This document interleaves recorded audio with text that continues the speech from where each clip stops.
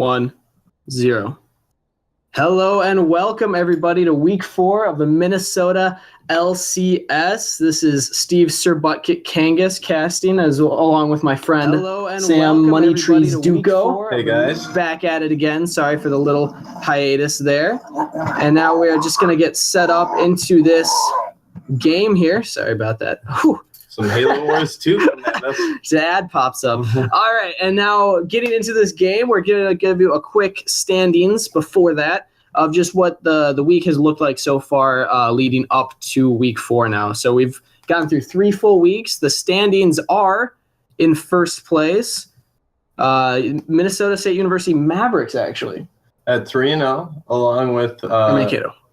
UMN Ganked by Gophers, also at 3-0, top the standings. Yeah, and then we have the Fighting Saints from College of St. Scholastica, 2-1, along with St. Olaf and McAllister. And then UMN's B team, I believe they're called the Pocket Picks now. They changed their name. The Pocket Picks, I like it. So that rounds out the 2-1. Now that for all the ones that are 1 and 2, we have Winona, who we are about to see play here, with College of St. Scholastica Pupper Dogs, St. Cloud, and University of Minnesota Duluth Chicken Chasers. Now in the last 2 places at 0 and 3, University of Minnesota Duluth Nova and Gustavus. So this game, we have St. Olaf against the Winona squad here. So that's a team that's 2-1 against a team that's 1 and 2. Pretty close in the standings. Again, we're only 3 weeks in, so we don't have a huge idea of what it will look like going towards playoffs. Every team still has a chance to get into playoffs, so that's not really a big fear here. But what we will see is will St. Olaf continue to push forward and go to 3-1 and just push Winona even further behind, or are they going to even it out this week? Yeah, this is an interesting matchup here. Like we said, we got a 1 and 2 team versus off a 2 and 1 team. Both are trying to assert themselves in this league and trying to make that playoff push. Yeah, and we're just waiting for the side of St. Olaf to load in here. We got 1 member. Close. Wolfie Meister. He might just 1v5. Yeah, you never know. But again, follow us on social media to get all of your caster news, all of your team news. We have a rotating cast this split because of how awesome everyone's been volunteering and helping out. We have such a big production team now as opposed to last split, which allows us to do a lot more fun things, like having multiple casters. But if you want to follow any specific ones, check out Minnesota LCS, that's MNLCS, on Facebook, on Twitter, to get all those updates, see who's casting what games, see what teams are playing, keep up with your favorite teams and players as well. So check us out there. And also, thanks to Envade Gaming for sponsoring us this week, as always. Check out their website for all your gaming apparel needs. Now, going into this game, we see Winona State University has struggled a little bit. They took a win their first week, but they've lost 2 weeks in a row. What do you think that kind of momentum is going to mean for the team going into this week? Well, this week, let's see them get on those champions that they like. We know that Funky Bees popped up a few times. Baby Caps. But St. Olaf's look really strong with their 2-1 record, and they will try to halt Winona in their tracks this week. Yeah, right out of Faker, controlling the top lane a lot of the games that they've won, which I like to see that going on. I like when top lane actually does stuff. And you got to love that name. Oh, yeah. I mean, you only need one done to be as good as Faker. Right? To compete at the level. So looking at some of the team's ranks, I like to bring this up a lot of the times in these more collegiate tournaments because we see vast discrepancies in player rank. Looking at the side of Winona, Funky Bee and Fear Fracture, both as of right now are in Platinum. I believe that last season they were in Diamond, each of them, but I'll have to double check that. We'll see going into the game. And then Achenball 4 in Silver 4 right now. So that's kind of a big difference in ranks there, whereas on the side of St. Olaf right now, all gold and plat. So it's a little closer knit. Do you think that can play into team strategy at all? Absolutely. I think that, say, your Platinum or maybe last season Diamond players, you might want to pay attention more to their lanes, try to get them ahead, try to let them carry the game. And also maybe they're the shot callers on the team. The ones with more experience are typically going to be the ones saying, hey, let's get drag next. Hey, let's push out this lane and back. So I agree. Whatever lane they're in is typically where they want to play around. It especially helps if they're the jungler. And on the side of St. Olaf, we do have a gold 1, I believe, jungler. So that's pretty nice for them, having a little more experience on their squad. And we're getting almost everybody in. We're just missing one player, and we also need them to get in the correct order. We'll be able to get into this game, hopefully on time. 4 minutes. Close. Yeah, that's enough time. We just need one more player here, and then we can get this going for you guys. And now let's talk a little bit about the latest patch. So we are on 7.3 still here, I believe. Correct? Yeah? Yeah. All right, cool. Yeah. Want to make sure no patch came out before I noticed. So 7.3, there have been some nerfs to champions like Maokai, to champions like Camille, but we've still seen them pretty popular, actually. Like, they're still getting picked a lot. Do you think that we're going to still see those going forward here? I imagine still pretty highly prioritized. The nerfs didn't put them all the way down. I think both the champions are still good, and really a lot of the champions that we saw nerfed are still seeing a decent amount of play. Yeah, and like I kept saying, the last time we casted was in week 2 before Maokai got the nerf. So it's been a while. You had 1 week break of us, but we're back. But back then, all I kept saying was ban Maokai or pick him if you're blue side. Like, you gotta either pick him or ban him out. And we saw that he had a 100% win rate during last week, or during the week 2. We'll see if the slight changes to his power will affect that win rate at all. I know that now his little sapling doesn't do as much damage on the fall down, does more in the explosion, so that can kind of mess with the clear, but still very dominant top laner. Absolutely. Really hard to lane against, and so relevant later in the team fight, so hard to kill. Yeah, and we do have both teams fully loaded up here. We're going to see if we can get the R's from each side. Get the Reddies, get the Rogers, get the other R words that mean yes. Right? Right. Hey, there we go. Yeah. Get the rights. And then we'll get into this game. I'm curious to see, again, with the side of Winona on. And again, sorry, I remember week 1, I kept saying Winona. They proved me wrong that week by getting the win. They proved that they are Winona. Let's see if they can earn that name again this week. I'd like to see them prove me wrong. But we're seeing them with the first pick. Who do you think is that priority first pick champ if it gets through the bans? As we said, all these teams kind of have their own little niche pocket picks, so it'll be interesting to see what these guys like, if they've done their homework, if they want to ban what they've played, what the opposing teams played in previous weeks, and what's been successful for them. Yeah. See a Yasuo ban off the bat. Taking it away from Right Not a Faker, one of his pocket pick champs. He's popped off on it a couple times. I really like the targeted bans here. I think that those are typically more useful than the general power bans, unless you're playing against a very skilled laner. Yeah, absolutely. Unless the team's very skilled, then maybe you want to ban out all the more OP champs. But here we're seeing things like Yasuo and Lux, where I'm assuming that this squad is very versed on these champions. From the other side, we see Vi and Graves being taken off the board. Both junglers who have seen success in this league. Yeah, taking away a lot of the jungle from Peter. Now they're banning Warwick themselves. And then a Hecker. Wow. This is a very limited jungle champion pool. I'm curious to see what's picked up after these two. Kha'Zix is still on the table after receiving some nerfs. Rengar, after, again, receiving some nerfs. So those two have kind of fallen from popularity, where we've seen Graves rise up, actually Warwick rise up. But they're still not that bad, as well as, again, Rek'Sai. But this is what we're talking about. What is Winona going to pick first? What do they consider the top priority champ right now?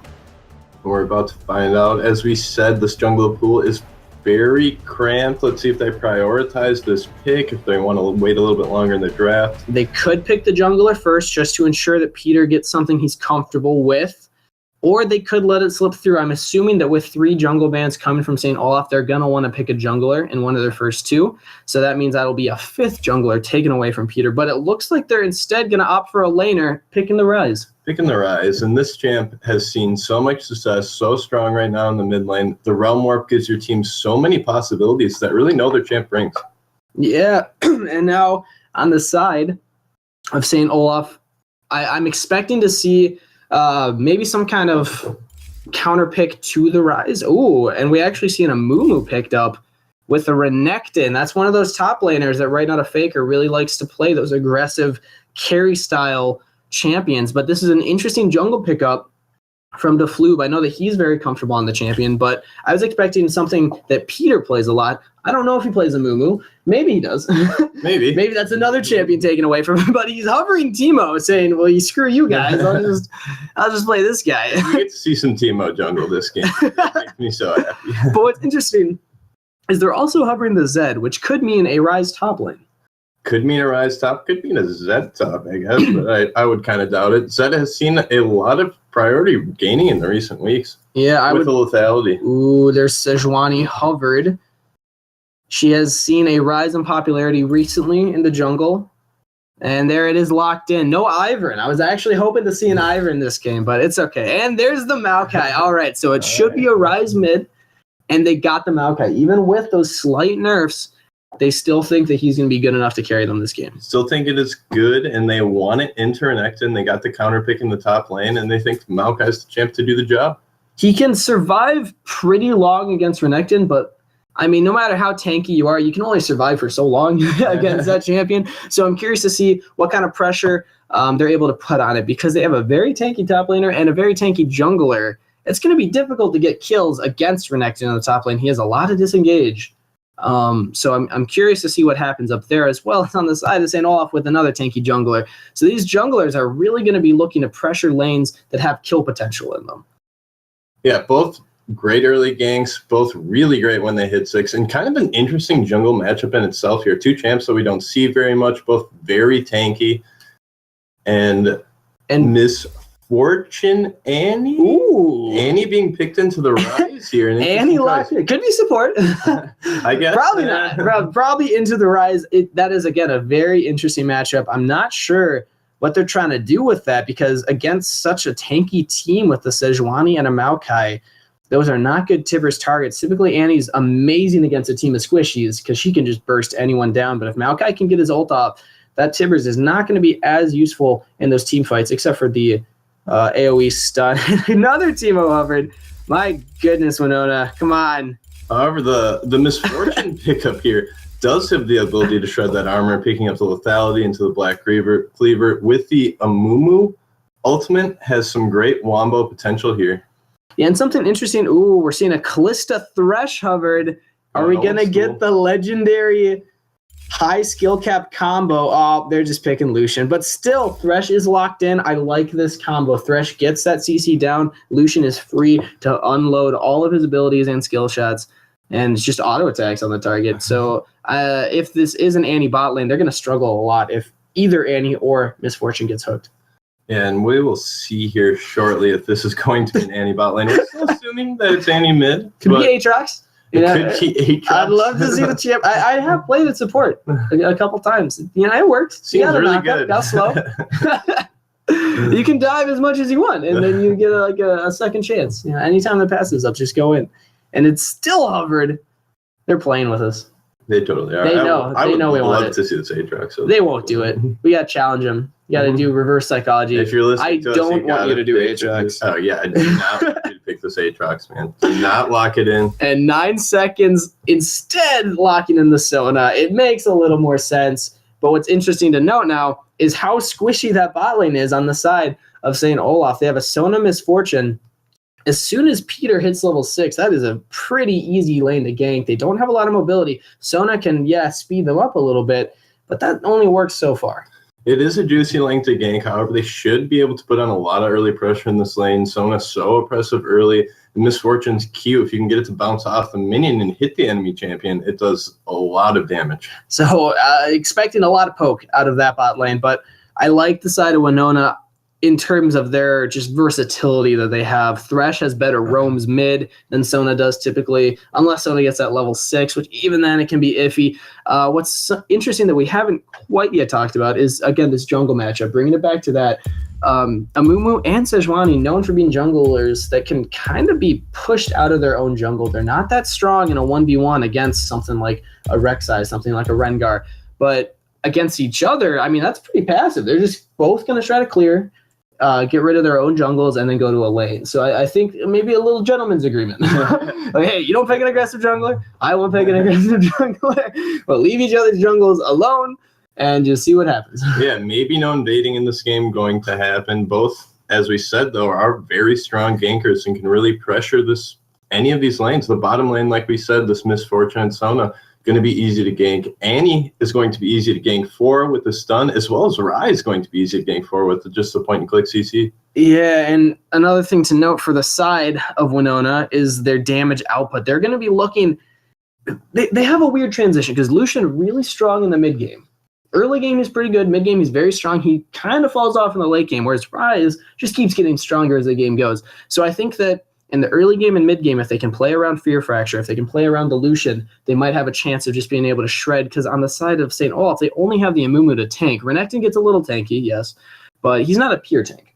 Although it does sometimes feel like and then in the late game, they're going to need to rely more on Funky B, who has also been showing up huge in this tournament so far. Even in games that they lose, he has always shown that he is a very, very strong laner and not somebody to disrespect. But then we're looking at the side of St. Olaf. They have a lot more carry potential. They have the Misfortune with the Annie, and even the Renekton can carry the game a little bit. So that's going to be interesting to see how that plays out. Yeah, it's going to be important for the side of Winona for this Maokai, Sejuani, and Thresh to be on the front line, be that good peel for really their two damage dealers. The rest of their team not going to leash a lot of damage. The Rise and the Lucian, really their two damage dealers. They want to keep the enemy team off of that. But what I really do like about their draft is they have a little bit of everything. They have the AD damage and the AP damage. They have a peel tank and Thresh. He's just going to sit on the Lucian, sit on the Rise, make sure no one gets on him. Great engage from multiple champions. Yeah, but again, the Thresh can also land a pick. He can get the pick onto a squishy target. We have Sejuani for that amazing initiation with that ultimate, and then Maokai as well for those team fights. A good initiator, good for peel. Does a lot of damage too, as we keep saying. So I definitely like their draft more. Which do you feel had the stronger draft phase?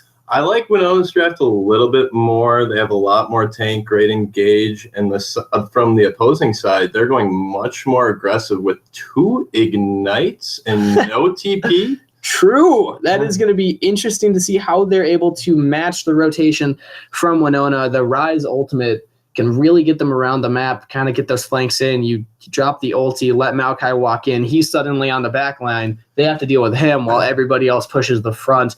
Really, really messes with the team. Typically, Rise and Maokai are a fantastic combo together because, I mean, Maokai, he can tank for days. He doesn't need anybody with him to peel.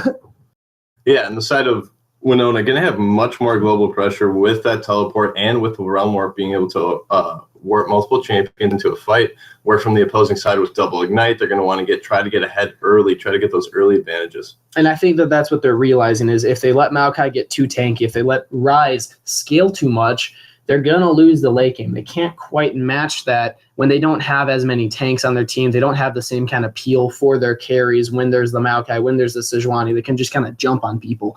So I definitely like the choice, actually. It seems a little odd because the rotations are going to be messy. It's going to be hard to match TP because you can't match TP. But if you can snowball it and can get a lead, it can definitely put them ahead and ensure them the win for this game. Yeah, so from this side, like we said, we want them to be aggressive early with this double ignite comp. We want this Amumu to really get in. I want to see some early pressure, some early ganks in the top and mid lane.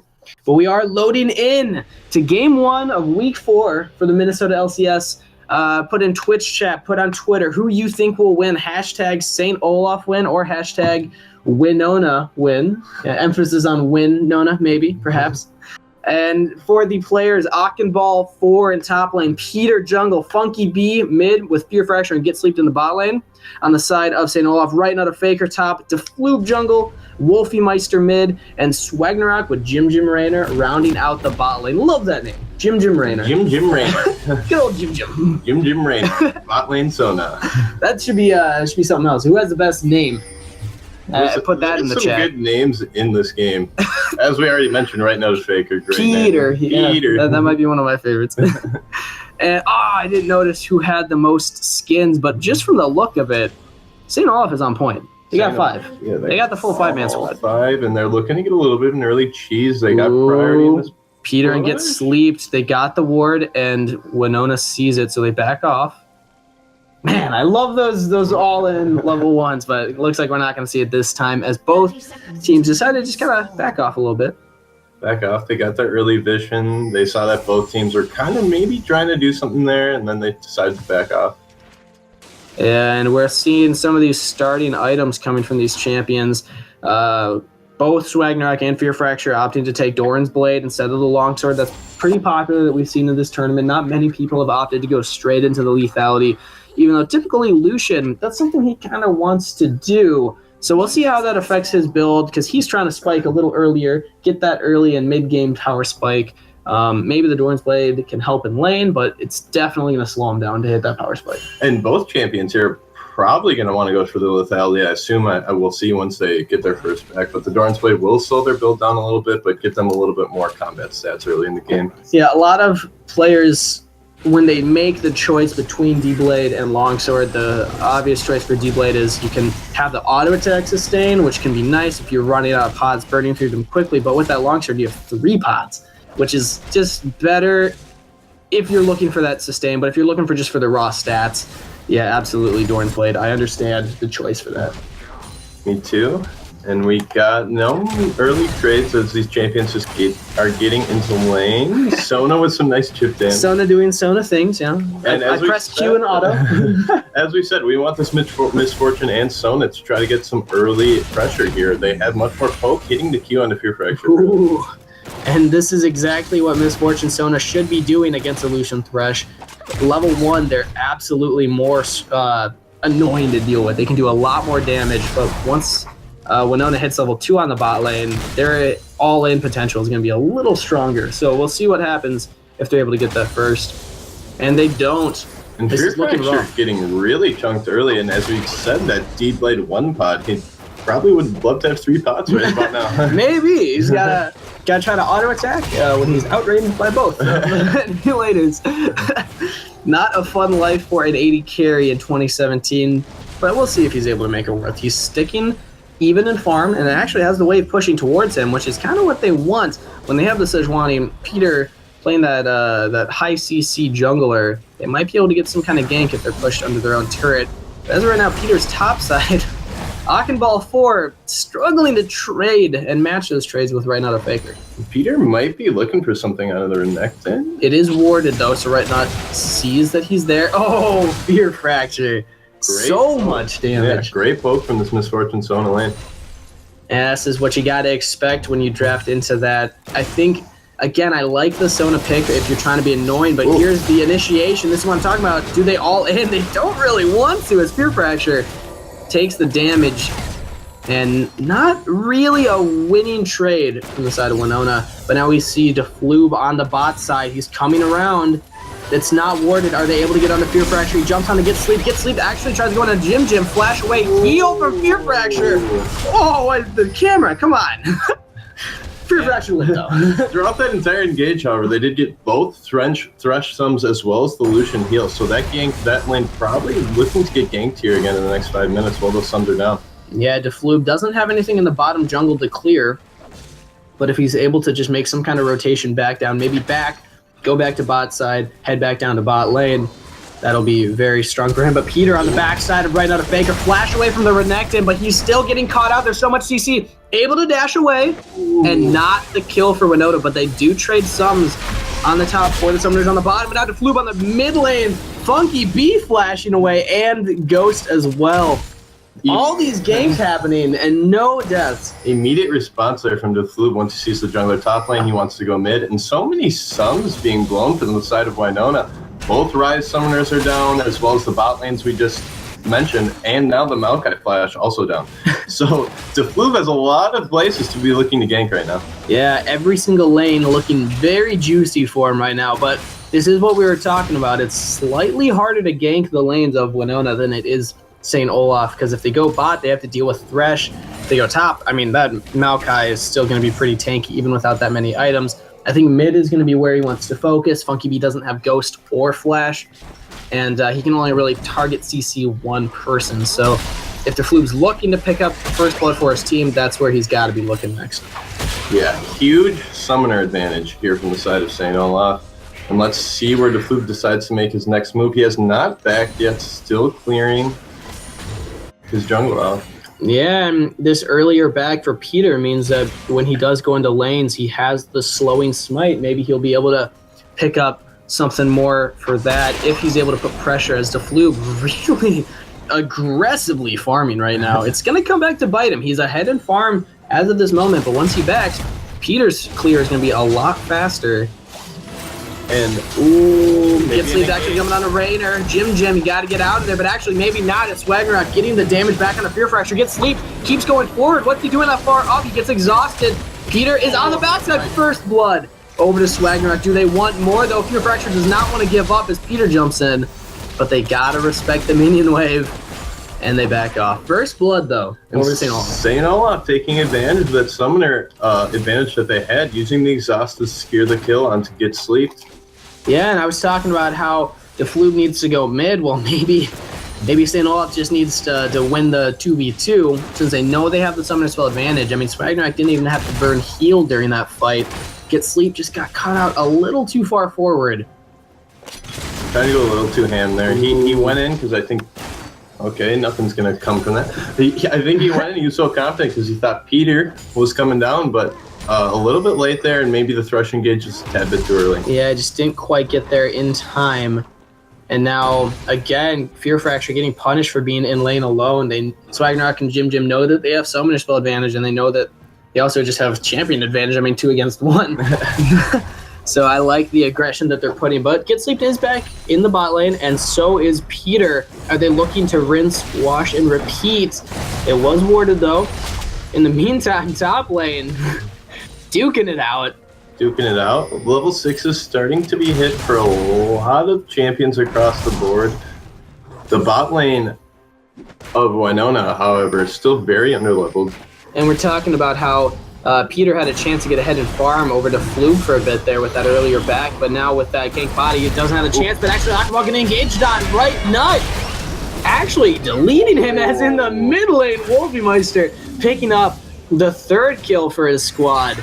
And a lot of action picking up here. All things going right for St. Olaf right now. We said that they needed to be more aggressive early, and that's exactly what they're doing. Got a nice 3-0 lead, as well as a 2k gold lead just at 8 minutes into the game. Yeah, right now the Faker says, you can take away my Yasuo, but you gotta watch out for my Renekton too. Yeah, the solo kill in the top lane. Yeah, Ignite. I'm not sure if it was necessary to get the kill, but it definitely helped. So we're seeing that summoner spell give him a slight advantage over Maokai, but as he backs now, looks like Akhenbal 4 is opting to walk into lane as opposed to burning that teleport. He still wants the teleport advantage in case he needs to go elsewhere on the map. It's a little early for the Maokai teleport roam, but you know what? Maybe it'll just be unexpected enough that they can catch somebody off guard from the side of St. Olaf. Deciding to save that summoner at the expense of a few farm. Let's see if it pays off for him in the coming minute. It pays off for him here in the coming minutes. Are they going to find a place to pressure on the map? It looks like Rise wants that. Peter in the mid lane has the ultimate. Wolfmeister goes down, flash and Get Sleep, lands the hook, lands the play. Who gets the kill though? Wolfmeister surviving a while, but Peter picks it up for the squad. Well played by Winona here. 3 members rushing to the mid lane, picking off that Annie. Funky B Brents goes early to make sure he can get in and Get Sleep with a nice flash hook. Yeah, that was kind of hard to hit. I mean, they knew Wolfmeister didn't have flash though, so as long as he could predict where she was going to move, they were sure to land it, and she didn't even see him coming. So really, really clean roam coming from the support on St. Olaf. But now right now the Faker is not done with Akhenbal. He says, this is my lane now. And talking about that earlier choice from Akhenbal to save the TP, I actually kind of like it. He was able to walk up to lane. The wave was in a good place anyway. He didn't really need to get any of that farm right away. Fear Fracture in the meantime, taking a lot of damage from Swaggernock. Can't quite trade it back at this point in the game. Saw that Get Sleep was there, and he had an open. And now Akhenbal again getting engaged up by Right Nut. Flash away. And if Ignite was there, Right Nut might have gone back in. He has his flash available still. Akhenbal's got to be very careful in this solo lane. That's what we're talking about. If Renekton can snowball and get ahead. Maokai's tanky, but you can only take so much damage until it's just not enough. And that's what he's doing here. He's up 17 farm, has the kill, has summoner advantage as the Maokai has to back again. He'll be pushing that into the lane, and now the Maokai's going to burn his teleport, make sure he doesn't lose any of that farm. Yeah, he has to at this point. His turret's already taken a little bit of damage. He doesn't want to give too much up. Sitting at about half health, little over. They're going to need a little bit of help from Peter going top as the Floob is on the bottom side. Doesn't look like they're going to go all in, though. Has hit that level 6 a while ago, so the ultimate is available. And yeah, let's see where the Floob wants to go. Looks like he's just going to back, because right now the Faker continues to put pressure on Ball in the top lane. This is not your lane anymore.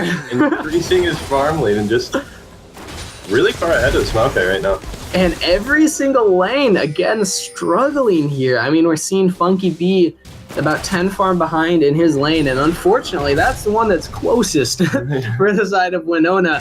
Whereas on the bottom side, they just keep getting poked out. They don't have the same kind of poke that St. Olaf does, so they're going to need some kind of all-in. Either Peter needs to go bot or needs to go top, but either way, he's got to do something as Akhenbal just keeps getting pushed out of lane. Yeah, huge advantages all over across the board here for St. Olaf. And they're showing why they are 2-1 in the tournament as of right now. Trying to bury Winona in another loss. We'll see if they're able to pick it up. They're about 12 minutes into the game, and no dragon has been picked up yet, so not a lot of priority being put into the jungle. The neutral objectives. Peter might be looking for a lane gank here. And Peter's services are needed all across the map right now. Yeah, unfortunately, it's never fun to be at this point in the game when you're a jungler. It's like, well, I gotta go top and bot, and as Swagner is able to flash away from the play, ult comes out, ult from Fear Fracture, but Sona stops it. Peter's coming down, doesn't take the lantern, and decides to flash him, but Jim can't quite get away. The plague lands onto both targets. Swagner goes down in a double kill for Fear Fracture. Whew, all summoners burned from the side of St. Olaf, but that is a secured kill, and Right Nut does not want it to go unanswered. He's going into the Akhenbal and actually picks up the kill, getting out of that turret range. Good flash out of the turret there to pick up the kill after you see so many members pop. A huge ultimate there from Peter, allowing Fear Fracture to pick up a double there, and they're also going to pick up this Inferno off of that as well. And the double play from Get Sleep into the hook on a Swagnarok was really well played. The only thing, Peter not taking the lantern meant that he had to burn flash. That might come back to bite them later, but they did pick up the drag in exchange for that top turret. So, and that's solo gold going over here to Right Now to Faker. Already 25 CS ahead, 2 kills, and that's 650 picked up from the first turret gold. He's so far ahead. Peter didn't die to Red Ball. He smited it. He had smite. It's a little worried, but he got it. And again, Right Nut really making full advantage of that ignite. He burned it again in the top lane, but he secured the kill. So that's twice now. When he uses it, he gets the kill. This is exactly what they need. But I mean, the Infernal Drake going over to the side of Winona just means that their late game is going to be that much better if they can get to it. They've already lost a turret. They're already 3K behind in gold. What are they going to do about this Renekton in the top lane? Yeah, as we just Renekton in the top lane may be very difficult at this point. Akhenbal is going to have to really play passively up there in the top lane. I don't even know if Peter's services can really help him out at this point. Honestly, we could maybe see something like a lane swap. I don't know what Fear Fracture and Get Sleep can do about the Renekton either. It's just looking like a mess. This is that point in the solo queue game where you're like, they have a fed Renekton. But maybe they got to put their priority elsewhere. Maybe they got to look to bot lane. They had a successful gank down there when Peter went down. If Fear Fracture could get ahead, maybe they can get that mid-game power spike. But the Floob in the top side by Akhenbal, can they get anything for it? Fear Fracture taking so much poke. As now we see Wolfie-Meister possibly roaming top as well. But do they even need him? Nah, Right Nut decides to back off. As we said from the side of Winona, though, in Champions Select, we do think that if their comp can get later into the game, here's some action. Ooh, Peter actually went on the battle line, and the ultimates land. That's 4 members bot. Swagnarok's going to be going down as well. That's the second successful double kill on the bottom side. This time, 1 kill going over to Funky B and the other to Peter. And Peter, actually, for as hard as his job is right now, he is showing up 2-0-3 in the jungle. He keeps getting these successful ganks on the bottom side. I think that's where they need to put all their attention. But in the meantime, Akhenbal is getting engaged on flashes away from the bandage toss, but this will mean another turret for the side of St. Olaf. And in that previous engagement, they know that Swagnarok and Jim Raynar's flashes are down. They're pretty hopeless to that 4-man collapse there in the bottom lane. And they actually don't get the top turret as they instead decide to rotate mid. Funky B's got to be careful. He has Roamorph available, though. Really good disengage if he sees him coming in, and they are looking for his blood, but Jim might be the one to bleed instead as he ults out a Pure Fracture. Can Swagger not get there in time? Exhaust goes down, flays them both away. Really well played by Get Sleeped. And can they get away safely? Ultimate not up here for Swagnarok. It's going to be difficult to scare a kill. They do pick up that mid lane turret, however, continuing to push this turret advantage. And St. Olaf showing up really big here, taking 2 turrets now, and that second tier top turret is going to be going down pretty soon, probably as soon as Right Nut shows up top lane again. And we got to, again, put it on Peter's shoulders. What can he do to help the team out? He's already gone bot twice, and that's helped so much of the bleeding, but what can they do about this Renekton in the top side? It's going to be extraordinarily difficult to deal with this Renekton. I think that they're just going to try to have to leave him be as best they can, try to avoid fights where he is in. He doesn't have the teleport. If they can engage on other sides of the map, he will not be able to join. Maokai has completed that first item, Sunfire Cape, meaning that he will not only be able to survive against Renekton a lot better, but just push the wave out naturally. So maybe if he just sits on their turret, he can just stop Right Nut from continually pushing. Right Nut does not have TP, so if he's in a lane, he's kind of stuck there. And Winona really doing a pretty good job here of not letting the bleeding get too bad, not letting the bleeding get too bad. They're keeping it close, and as we said in Champions, like, we think that this comp can get to the late game. They have the Maokai, they have the Rise. They can do a lot of damage here. Ooh, Jim. Getting the vision on that ward, I thought for a moment he didn't quite land it, but just the edge, just the tip. Just the tip. And a lot of vision control coming in from both squads. It looks like neither one is super confident in where to go next. Deflube looking to roam a lot, but he's not picking up a lot of his jungle farm in the meantime. He's still comfortably ahead of Peter, though, but just hasn't had the same kind of impact while ganking those lanes. Yeah, Deflube having a little bit of trouble getting in here in these ganks, where Peter's had a lot of success 2-on-3 on the Sejuani, like we said, really showing up. And here we go. We're seeing Akhenbal is able to clear these waves so easily now that Right Nut really can't be in the top lane anymore, but maybe he can be in the mid lane. Doesn't decide to go in on a funky B. The team wasn't quite there to follow up, but keep in mind, Wolfie has Flash available.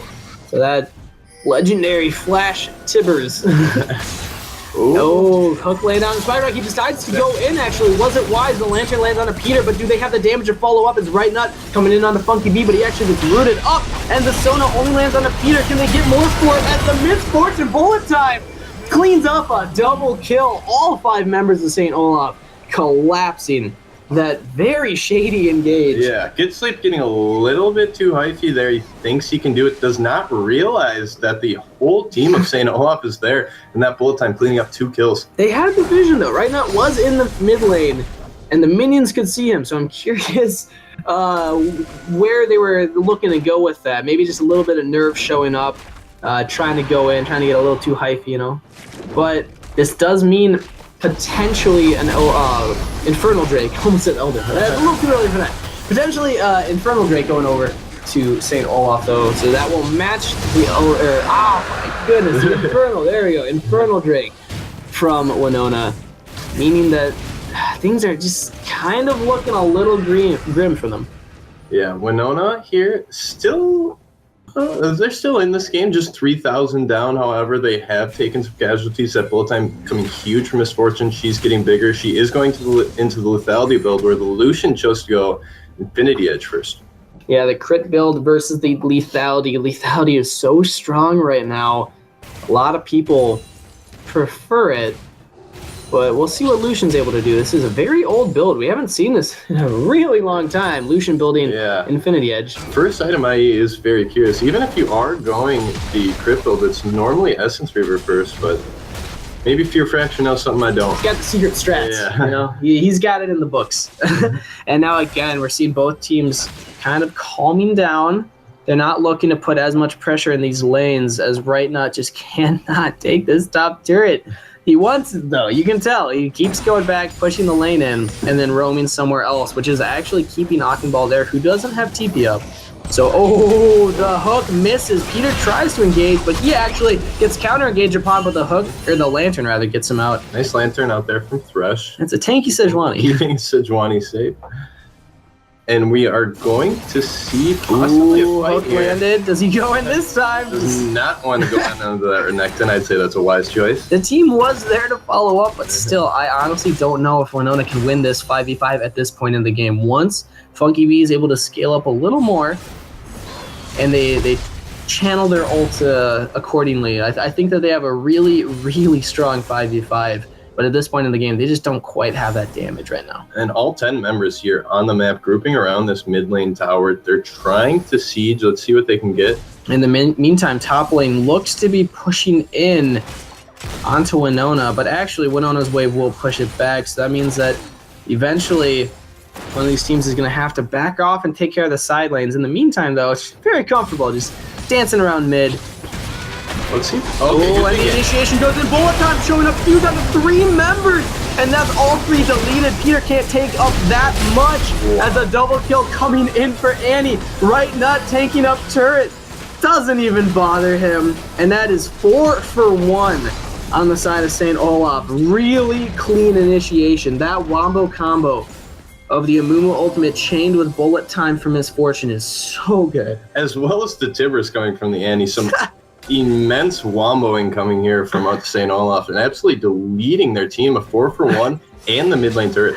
Yeah, Winona's got to be thinking, oh, God. that just happened. And a clean wave pushing into the bot lane means that this turret will be going down as well. So that 2 turrets picked up along with all the gold from the shutdown on Peter, as well as the shutdown on Fear Fracture. So this is just furthering the gold lead. Now 6K ahead for the side of St. Olaf. Yes. Really pushing their advantages like we said that they needed to do. They have this aggressive comp, they have this great wombo, and they're executing it great. So now we got to be thinking, what does Winona need to do? Where do they need to put their gold to ensure that they can still come back and still fight in these team fights? Akhenbal 0-3-1. He's really struggling playing this tanky top laner against the Renekton, but we're also seeing some struggles coming in from the bot lane now. Get Sleep, yeah, he has a 6 assists, but 3 deaths for him as well. Where we are seeing some glimmers of hope is from Fear Fracture. And again, Funky B, he's doing well, really far ahead in farm actually, and showing up for those team fights. And that's where we want their glimmers of hope really to be. Those are the 2 damage dealers on this team. Those are going to be able to pick up these kills. And Maokai, one advantage of having him in the top lane is even if he's behind, he can be so relevant. He just gets so tanky. Yeah, it doesn't really take that much for a Maokai to make an impact in the team fight. You know, just press R stand on your carries. But it really does add a lot to the team fight capabilities. And I think that this is the point where Fear Fracture would have been at that mid-game power spike, but building into the crit build, he's actually looking for a little bit of that late game as well. So the later the game goes, the better it's going to look for Winona. It's 24 minutes in, almost 24 minutes in, and they've already lost a lot of the map pressure. Yeah, they're going to have to look to just continue to farm, try to avoid engages wherever they can. For the side of St. Olaf, should try to keep pushing these advantages, try to get all the objectives that they can pick up. Another Infernal coming up in a minute here. That will be a big second Infernal for either team. Yeah, and whoever gets that, it's going to be significantly stronger in that late game. So I'd like to see Winona put a lot of focus. They're already trying to get that scuttle, but Peter might be getting a little too aggressive. Doesn't have a lot of team around him. They need to get vision on that drag, though. I'm curious to see if the side of Winona here will choose to fight for this Infernal. It is important for them, but it is going to be very difficult for them to win a team fight here with St. Olaf so far ahead right now. Yeah, Peter might be forced to try some kind of hero move, steal the dragon, you know, hop over with the plant, and then dash back over the wall. But it looks like they're actually opting to get some vision around here. They know, jumping over there. I would have liked to see them save that, actually. It's a pretty good tool for getting into the dragon pit if you need to. But in the meantime, actually, Akhenbal didn't even notice pushing that top turret like a boss. Akhenbal going to be able to pick that up. That will probably mean he does have TP up, so he can join this fight if they choose to. He's pushing probably one more wave, then we'll look to join. If he can TP into the dragon pit, that's really good engage on the side of Winona. They're definitely looking to pressure this Dragon. They don't want to give it up for free, but right now jumps right on to get sleeved, goes down, but there's the ultimate coming out from Misfortune. Bullet Time flashes in. Wolfmeister actually pays the price. In the meantime, however, as Aquaball is so tanky, the TP finished. Can the Flu get anything on here? The crits coming in from Fear Fracture aren't quite enough. That's the triple kill for Right Nut. Flash away from Fear Fracture, but they want him. They're chasing him down through their own jungle. What can he get? Tries to get onto Swagnarok, but that is a kill and potentially a Baron for St. Olaf. And a huge pickup here for St. Olaf. They have that great engage. We were saying we don't know if Winona can fight for that Infernal, and great engage. They turn off the Infernal and get that huge wombo that we were talking about. They're also going to be able to secure this Baron. Well, they did. I mean, Winona stopped them from getting dragged. They did that. At the expense of a few lives. Yeah, it was a 4-for-1 trade. Somehow Funky B surviving every time. But it does mean Baron picked up for St. Olaf. What can they do with this now? They have their top lane pushed in, but their bot lane's wide open. Again, with no TPs, it's harder for them to rotate around the map. They can really just group up as 5, though, if they want to. They can just force down these towers. And Winona may be going to be able to pick up this Infernal for it. I like this from Winona. If they can secure this, they get it. Nice. Trading objectives where they can. They know that that Baron is gone, so they go immediately to the Infernal, and they're able to pick it up. Yeah, and if they can just continually stack up these dragons and just hold out this Baron, it's pretty early in the game for that Baron, which is great for St. Olaf, but the problem is it's a little difficult to push the lanes in to siege these turrets unless they can land that wombo combo again. Defloob's ultimate is almost up. Bullet Time is up. I mean, everything is up almost for the side of St. Olaf, so their turret diving is going to be incredibly strong. As we've seen, they're not afraid to do. Yeah, and right now, Faker 5-on-5 on this Renekton, just brute forcing down this tower. Gonna just pick up Inhib in Winona's face. They don't even care. So, hey, you can't do anything about this. We know. Hey, let's get that top turret for you right now. You know, you deserve it. You roam. You help the team. Oh, do they want to engage on the Right Nut? I don't think so. They decide to back off. Team-wise, that farm is pretty far away, so they're gonna have to take some time to push that in to be able to secure that top tower. But good rotation here from St. Olaf. Yeah, they say we get mid Inhib. Top is already pushing, so let's just head there next. Good Sleep trying to find something with that hook. And unfortunately, Winona cannot do anything about this. They know the engaged potential from St. Olaf. They don't want to fall for it a second time. But the problem is with these Baron minions, they just can't clear the waves fast enough. Yeah, and how much can they give up before they feel comfortable engaging? Because if they give up this second Inhib... Ooh. Fear Fracture decides to ult the wave, just trying to clear it down as much as they can. This is really difficult for Winona. They know that they can't win the 5v5, and they know that they can't clear the waves. What they do, they engage on the Jim Rainer, and the Squishy does get sleep, distracts right now. He's jumping onto the back line, but Peter is only so tanky. Swagnarok picked up that kill. Octoball looks to be going down as well. That's 3 down on the side of Winona. Get Sleep is the next, and Funky B trying to hold off the squad of St. Olaf, but he might go down in the meantime. Barely gets away. Barely gets away, and you can't really ask for a whole lot of a better engage there from the side of Winona. They get the triple Mansajuani under the turret, but St. Olaf just way too far ahead. They are so tanky, and they are so aggressively strong right now. This is what they wanted to do, snowball their lanes, get the early lead. As Funky B trying to play the hero, gets a kill. Has a gun, there's a second. Can he get right now to Faker? Going back in, this is a duel of the men. Can they get anything else? But no, unfortunately, the Nexus goes down. Funky B. I'd be for Funky B at the end there. Picking up the double, almost gets right now to Faker, but those Baron minions are pounding on the Nexus. And victory over to St. Olaf. Now 3-1 in the standings. They got to be feeling pretty good about that, especially Right Nut with that Yasuo ban against him, saying, you know what, Renekton's just as good for me. Going 6-0-8 on the champion. Yeah, right now, Faker popping off in this game, as well as Swagnarok. Some huge bullet times in that game. Yeah, really, really ridiculous. Like, I don't really know what to say. Honestly, like there was really nothing Akambal could do. Once he got the Sunfire Cape, he was able to push out the lanes. They were able to rotate a little better, but I mean, even TPing in to those team fights, they still lost the team fight. So there's only so much a Maokai can do when he's that far behind of the Renekton. St. Olaf with that Wombo, like we've mentioned so many times, executing it so well that game. They have the Tibbers, the Annie stun, the Sona stun, the bullet time, and my goodness, Misfortune did a lot of damage that Looking game. at these damage charts, 24,000 coming out from Misfortune. Second place being Renekton at 15. And who you'd expect, the two Fed members from the winning team. True, nothing too surprising. But what is interesting is how much damage Maokai did compared to Lucian. Akhenball actually doing a lot more to the enemy team than Fear Fracture, going for that crit build, trying to get that later game power spike, as Funky B was finally hitting his. He had Seraphs, he had full stacked Rod, but they just couldn't quite get him far enough into that late game.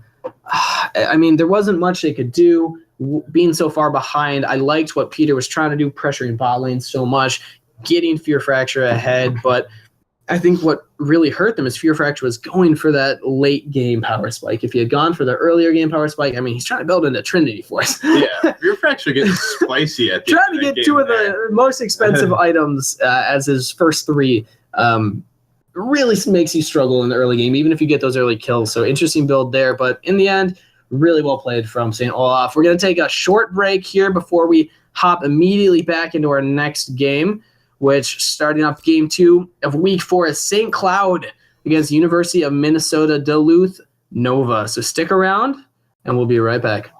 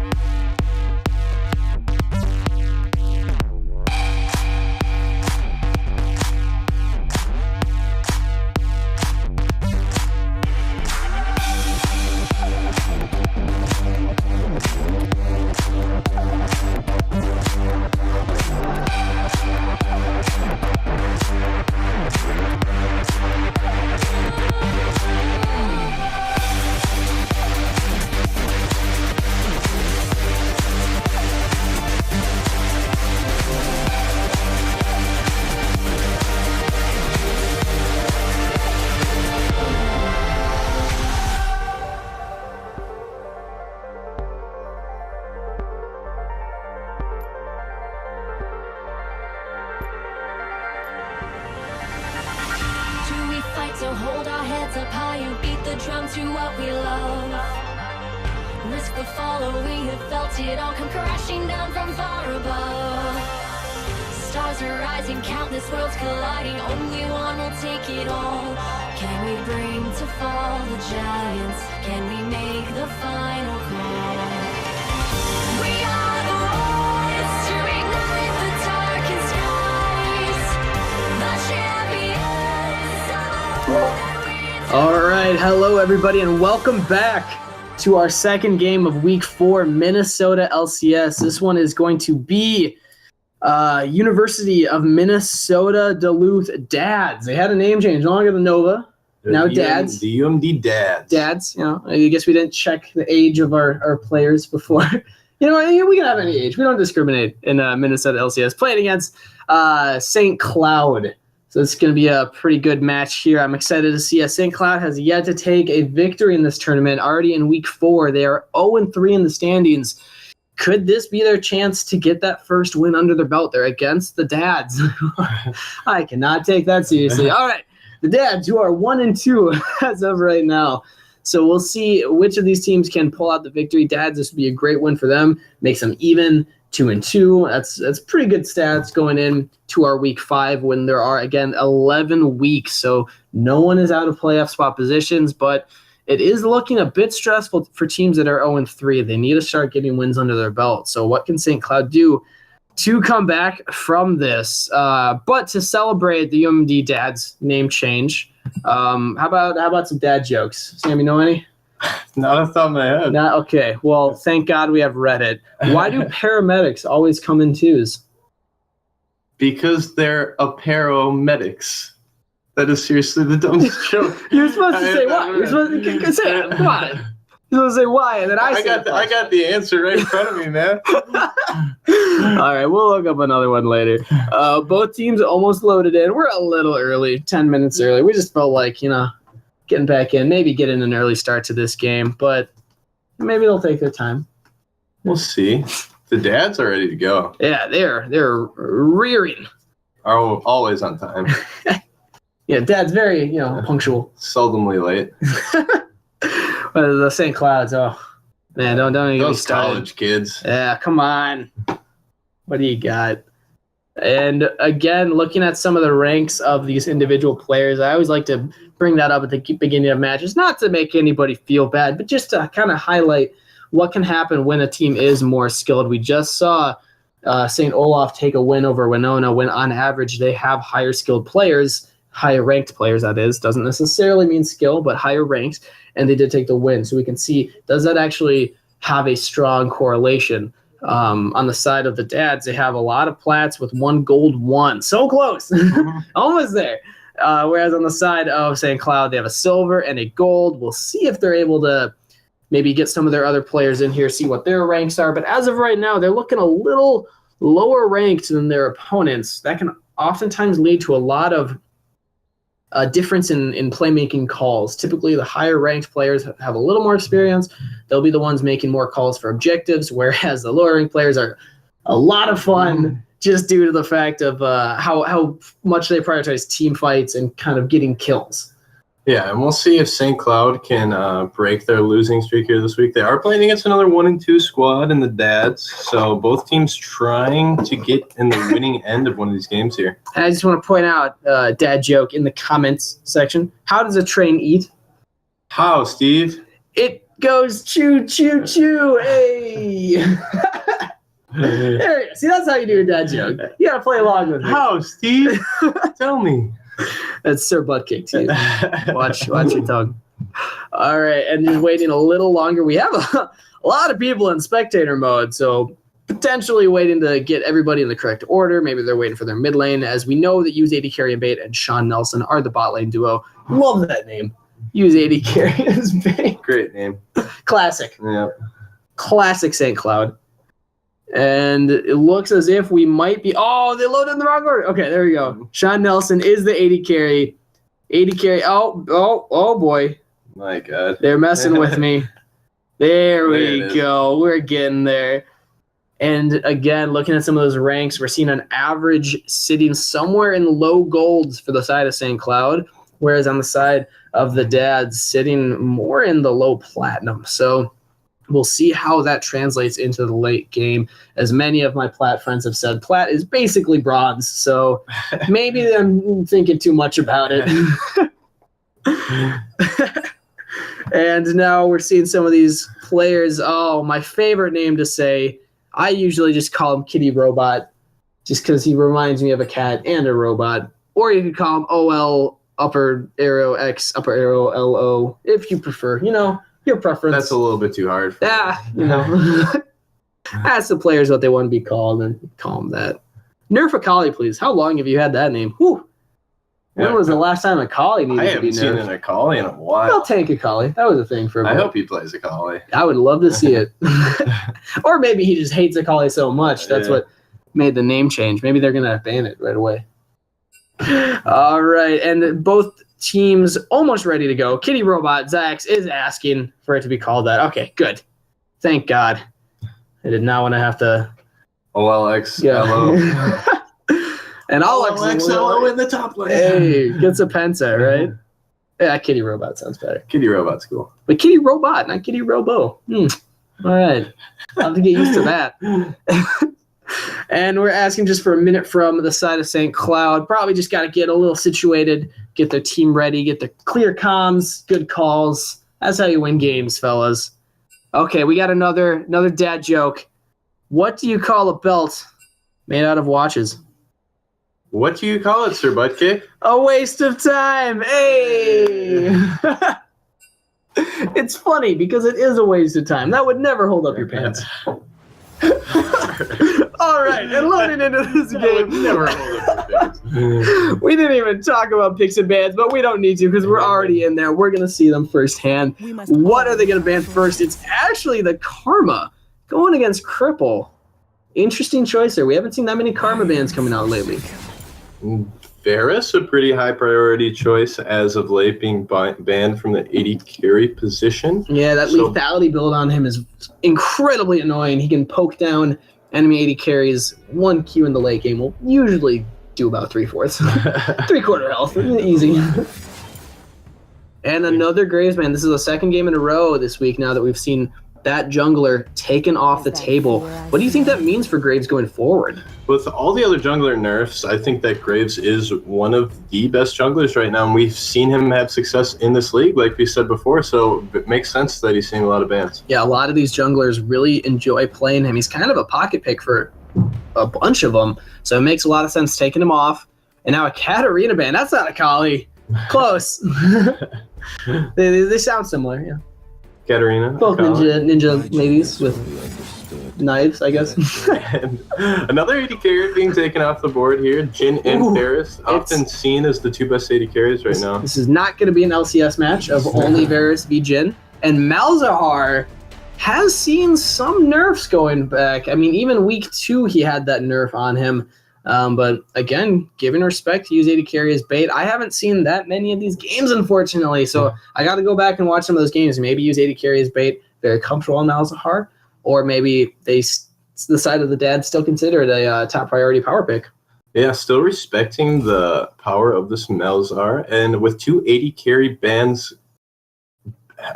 taking 2 80 carry bans where I had, they decided to take the Ezreal's first pick. Yeah, they don't want the 80 carry pool limited anymore. And Sean Nelson popped off on Ezreal, to say the least. Last time we saw him, the team still didn't win. But he was able to really help out in that week 1, way back when we casted their game. Yeah. So we'll see if he's able to do the same thing here. He's definitely comfortable on the champion, so they don't want that to be picked away. Giving it to Sean Nelson early, but this means that they're showing their bot lane already. What can they counterpick on the side of the dads? Well, one good thing from picking Ezreal as Jada carry is he is extremely safe. He's very slippery. He's hard to really counterpick. He can poke from such a distance. He has the E to dash out of skill shots. And now we're seeing Zyx. There's Kitty Robot, I guess, rather, picking Zyra for his bottom lane Cripple, and Zyx locking in Elise. So that's 2 AP dealing champions. One of them, like the carry support, as we like to call them, you know. Yeah. Send your supports top lane and your carry spot. And we did see Zyra also receive a few nerfs, but the dads prioritizing her just as if she was as good as she was before. Yeah, the plants no longer prioritizing nearby champions and still instead smacking anything nearby means that she's a little less reliable in the lane poke, but she still does so much damage. And the answer is a Hecarim Ahri. Hecarim being taken into this Elise here, and Ahri in the mid lane being blind picked. I like this choice, except for the Ahri. I would have liked to maybe see a support picked up. The jungle makes complete sense, but they're showing their mid lane now. This gives Nerf Akali Please a chance to counterpick that. Whereas if they picked a support into the Zyra, maybe they could have gone for something a little safer. Like, well, I guess Karma and Malz are both off the table, so what's left? Lulu is still fairly popular right now. Tom Kench has seen some play. Tristana would be spicy. I've not seen that champ for a while. She did receive a small buff. And Brand locked in as well. Lots of magic damage coming here from the dads. A large amount of AP. They're going to need some kind of tank now. Probably going to go top as they hope to have this Tristana scale as their AD carry, their attack damage. And they do lock it in. So that is the strategy. Have the Zyra early game as Tristana just keeps ramping up. Ooh, a Kled hover. That would be spicy. That would be spicy. I'd like to see the Kled. And they will have to blind pick their top laner here as they blind pick their mid laner. And Tristana, very weak early, but as she scales, like you said, and gets into the late game, extremely, extremely strong. Yeah, she doesn't quite have the same spicy build of Gwynsu's Rage Blade back in spring of last year. That was a fun time. I mean... Jax was a thing still. That was not as fun. But we're going to see what she picks. Probably crit, but do you think lethality can be built on Tristana? That's a question that's been asked a little bit. Most people think not, but some people believe it can. I don't think it can, but we'll see if Snowcane can prove me wrong here. True. And in response, Kled is locked in for Combray. Really fun champ to watch. A lot of roam potential. And also can kind of dominate lane if they're a skilled enough player. Just kind of odd in team fights. The initiation's great, but he's not quite tanky enough to tank. He's not quite damaging enough to jump on a backline and assassinate them. So he's odd to play in those 5v5s, but if he can get ahead in lane or even just roam mid and pick up something there, very strong. And the Zillion support, we've seen use AD carry as bait play this before with the Ezreal. I like the bot lane combo that they put together. And Poppy being locked in here for the side of the dads, going to try to counter pick this Kled. Poppy's still very strong. They want that tank in the top lane. It'll be relevant the entire game. And think about it, it's just the Poppy rather. Both Yordles, you know. All Yordles look the same. Thing. No offense to any Yordles listening. Poppy though, with the ultimate, being able to just knock away Kled or Hecarim even, if you can channel it fast enough, can be a huge tool during those 5v5 initiations from the side of the dad. So I'd like to see Kitty Robot use that effectively. We'll see what he's able to bring to the table. But let's talk a little bit about this jungle matchup more. What do you think about the Elise into the Hecarim? Or rather, the Hecarim into the Elise, or they opted that. Hecarim into the Elise. So that the Hecarim and the Elise both have great early game ganking potential. They both, unlike last game, both champions need a little bit more time to get their ganks in order. These two champions can gank very early, and I'm curious to see where they'd like to put their pressure. And we're talking about last game, the Amumu versus the Sejuani. They're both like, yeah, let's stay out of each other's jungles, play a clean game. Well, Elise and Hecarim, they love going into the other jungle. So we'll see how much blood is shed in the jungles this game. I'm expecting to see a lot, and we're seeing the Zyra is going support with the Brand mid. That was pretty expected. Zyra mid hasn't seen a lot of popularity for a very long time. But again, that double AP pressure is going to be incredible for them. Yeah, and that AD damage coming from the side of the dads is going to take a little bit of time to come online. The Tristana as well as the Poppy not unleashing an incredible amount of AD early in the game. So these magic damage dealers are going to look to carry early. The only issue is on the side of St. Cloud, they don't really have a tank. They have Hecarim, they have Kled, which both can build tanky. They both get slightly beefier later in the game, but it takes them a little longer than, say, a Maokai or a Nautilus or the Poppy, for example. So who's going to build all that MR to survive Brand and Zyra in the early game? Because Kled and Hecarim are going to be building their tanky items a little later. They got to be able to get those damaged items to get the clears down. So by the time they get their MR, well, now they got to worry about Tristana's damage. So it's going to be interesting to see how they build into it. Maybe we'll see an Ezreal going Iceborne Gauntlet this time instead of the stereotypical Trinity Force that has risen in popularity. Yeah, I'm curious to see what this Ezreal wants to do here. Does he want to go for the tier? He can be slightly more passive. The Tristana's not going to bully him too much early, so he doesn't need to go for the damage if he doesn't want to. But if he wants to be aggressive in this lane, he can go for the Triforce early and try to punish this Tristana. Yeah, and the ganking potential on the side of St. Cloud, I think, is slightly higher than the side of the Dads due to Zilean being able to boost that Hecarim speed. Anytime you have a support or a mid laner, or really anybody that can make Hecarim run faster, that's good. They have a Kled Zilean. That Hecarim should be running pretty fast. So in those later stages of the game, they're definitely going to be looking to make picks. They have the Ahri Charm. If they land it on a squishy target, which there are plenty to pick from, they will probably be able to delete that target. And if Combre is able to roam mid, roam bot when he needs to, that's going to be a huge tool in their utility belt, their Batman tool belt, as it were. I'm curious to see how fast this Hecarim can get this game, man. Max speed. Ghost, Kled ulti, Zilean speed up. Oh my gosh. We just need a Karma mid, and what AD carry would work? Just heal. I just pop the heal. Oh, yeah. I guess. That works, yeah. A little 1 second speed boost. Chase AD carry. Why not? Just try it out. Break the meta.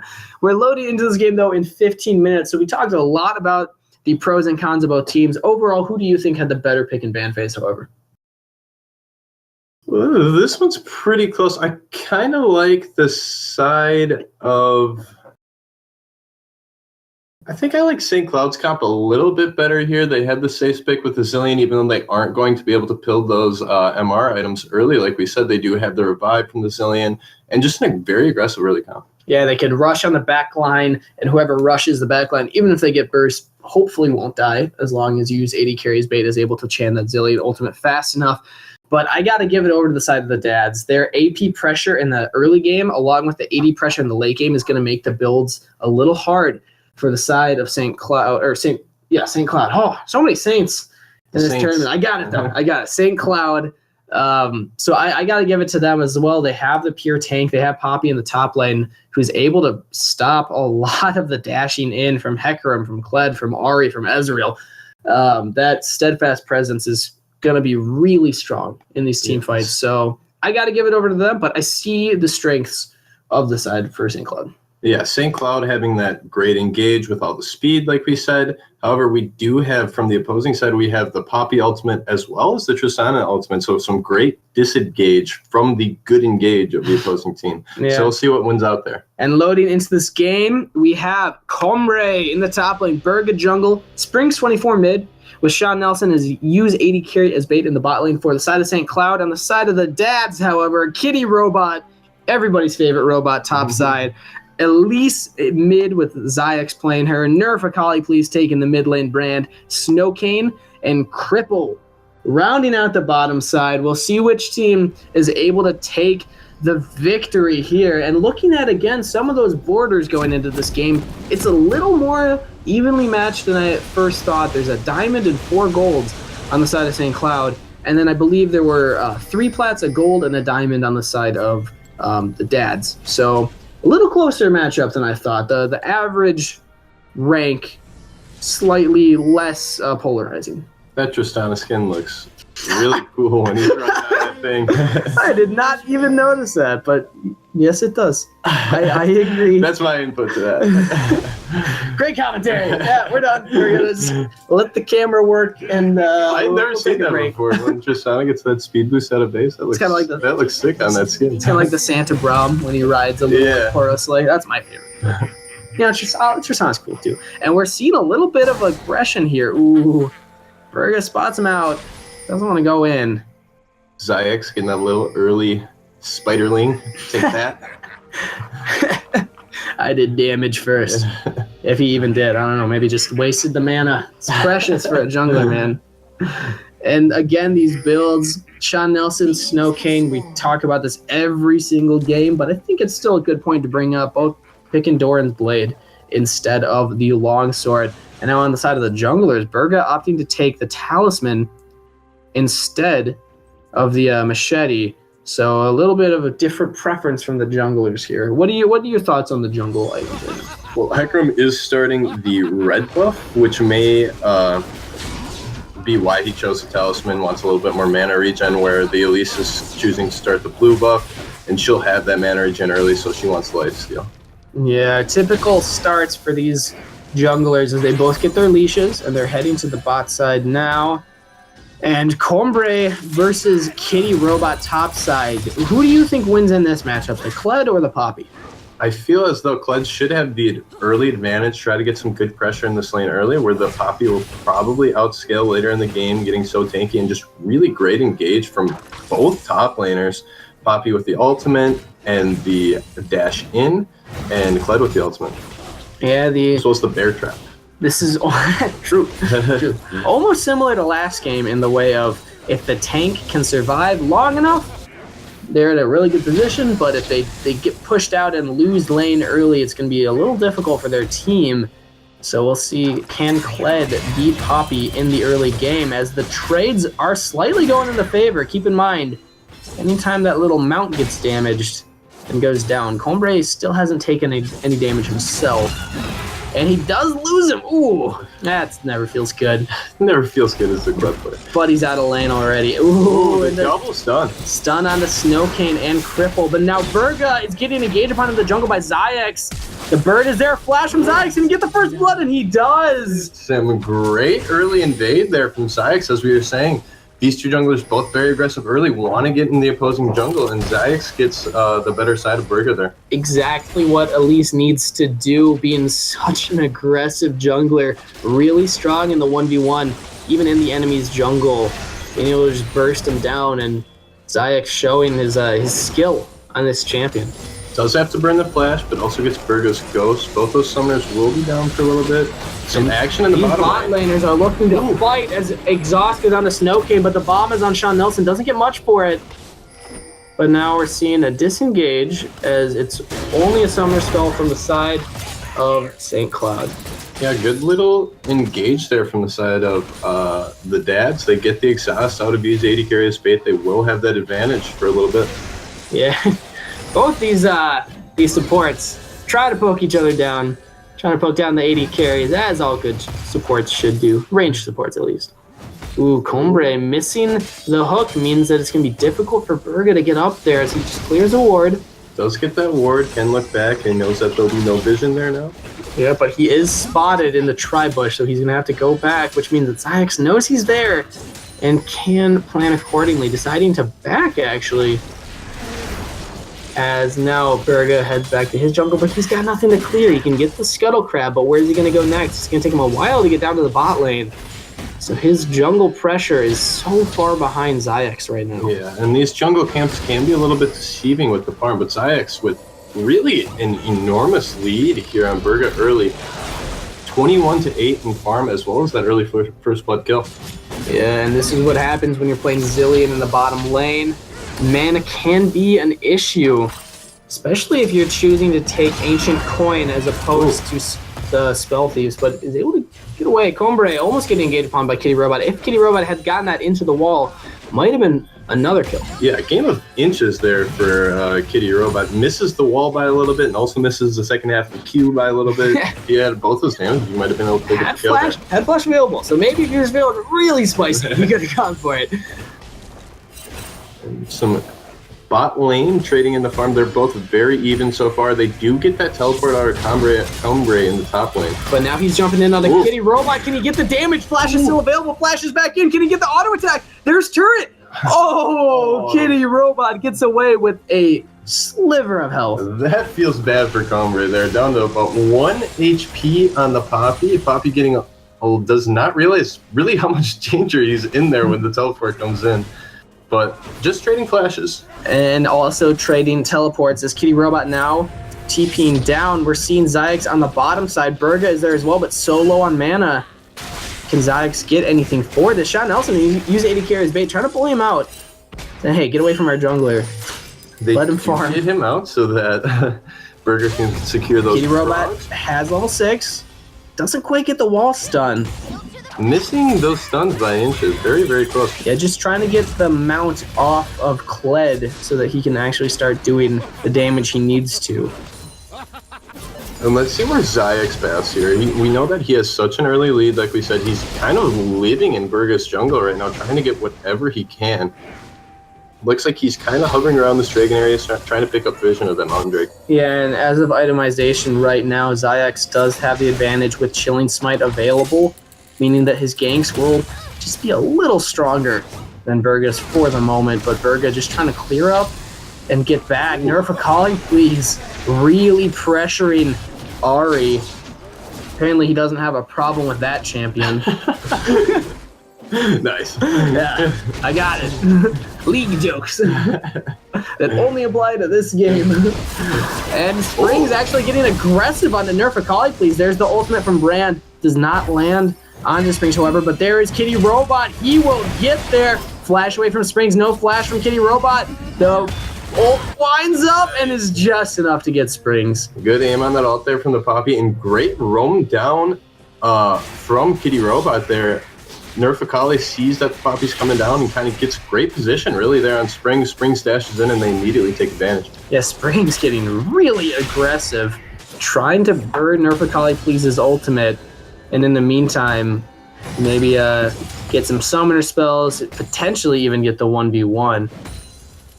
But he just did not see Kitty Robot right there in his own jungle. And the dad's doing pretty good job of controlling this early game at about a 1.5k gold lead here at 8 minutes. And a lot of that coming, I think, from that mid lane as Nerf Akali Please getting a big farm advantage onto Springs 24. Colmbre struggling so much with Kitty Robot as he... Oh! Kitty Robot with a great trade there. Combre does get a decent amount of return damage on it. But now we're seeing Zayax coming up to the top side. Burga is not close enough, isn't even level 6, but Combre gets his mount back. Kled has his mount. That is every jungler's bane when they're like, hey, he's so low, come on, come top. Ah, you lied to me. And some Vision Wars in the bottom side. Very exciting to talk about. Going back again to that mid lane, Springs 24, when he died there, he had to have been looking for some kind of way to get an advantage onto Nerf Akali Please. The Ari into the Brand. Pretty difficult if Brand is good at landing his skill shots. Yeah, just out damages you. Did not expect Kitty Robot to be now Burga's on the other side as ultimate goes into the Springs. Will it be enough to kill him? It is! That's a kill picked up for Nerf Akali Please, but Burga's right on the backside. Flash available for Brand. Flashes the wall. Saves his life. Really well played from Nerf Akali Please. Gets the flash through the wall after securing that kill in the 1v2. And we're seeing this is where Burga's refusal actually to back and get the Chilling Smite is really hurting him. If he had gotten Chilling Smite onto Nerf Akali Please and maybe also burned his ghost, he could have been able to get that kill. But a little hesitation, not wanting to burn the summoner, and also not backing to get some of those items that might be helping him out right now.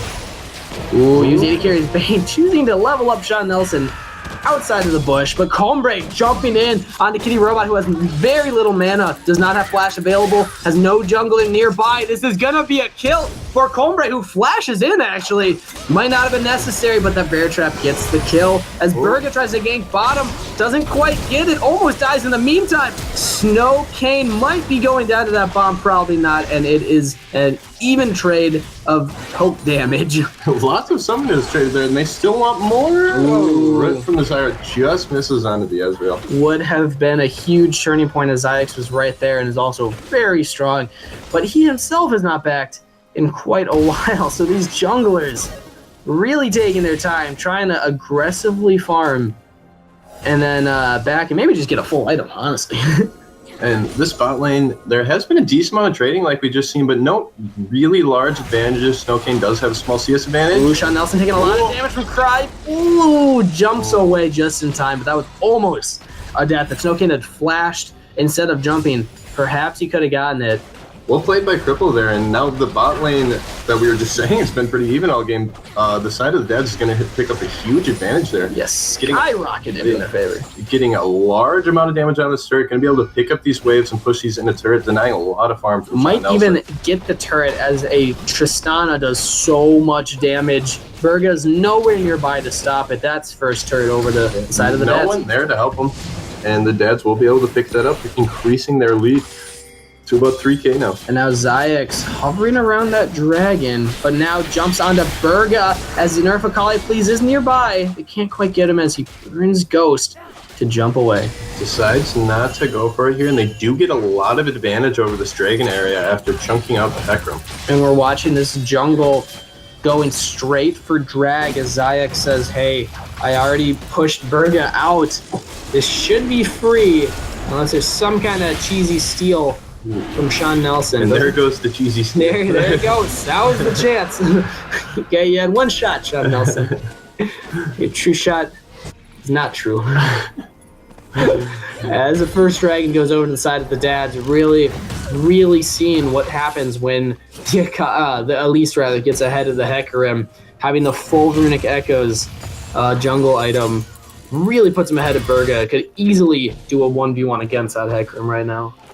Yeah, and Kitty Robot, we've seen pushing in constantly this entire game, but Comrie doing a good job of keeping the farm even, also kills are even, very even in the top lane, even though the Kitty Robot has been able to get a lot of priority up there. Unfortunately, Comrie just hasn't been able to back and get more items. This is the story of St. Cloud's life right now. They just are struggling to get these power advantages. They have all this farm, but what can they do with it?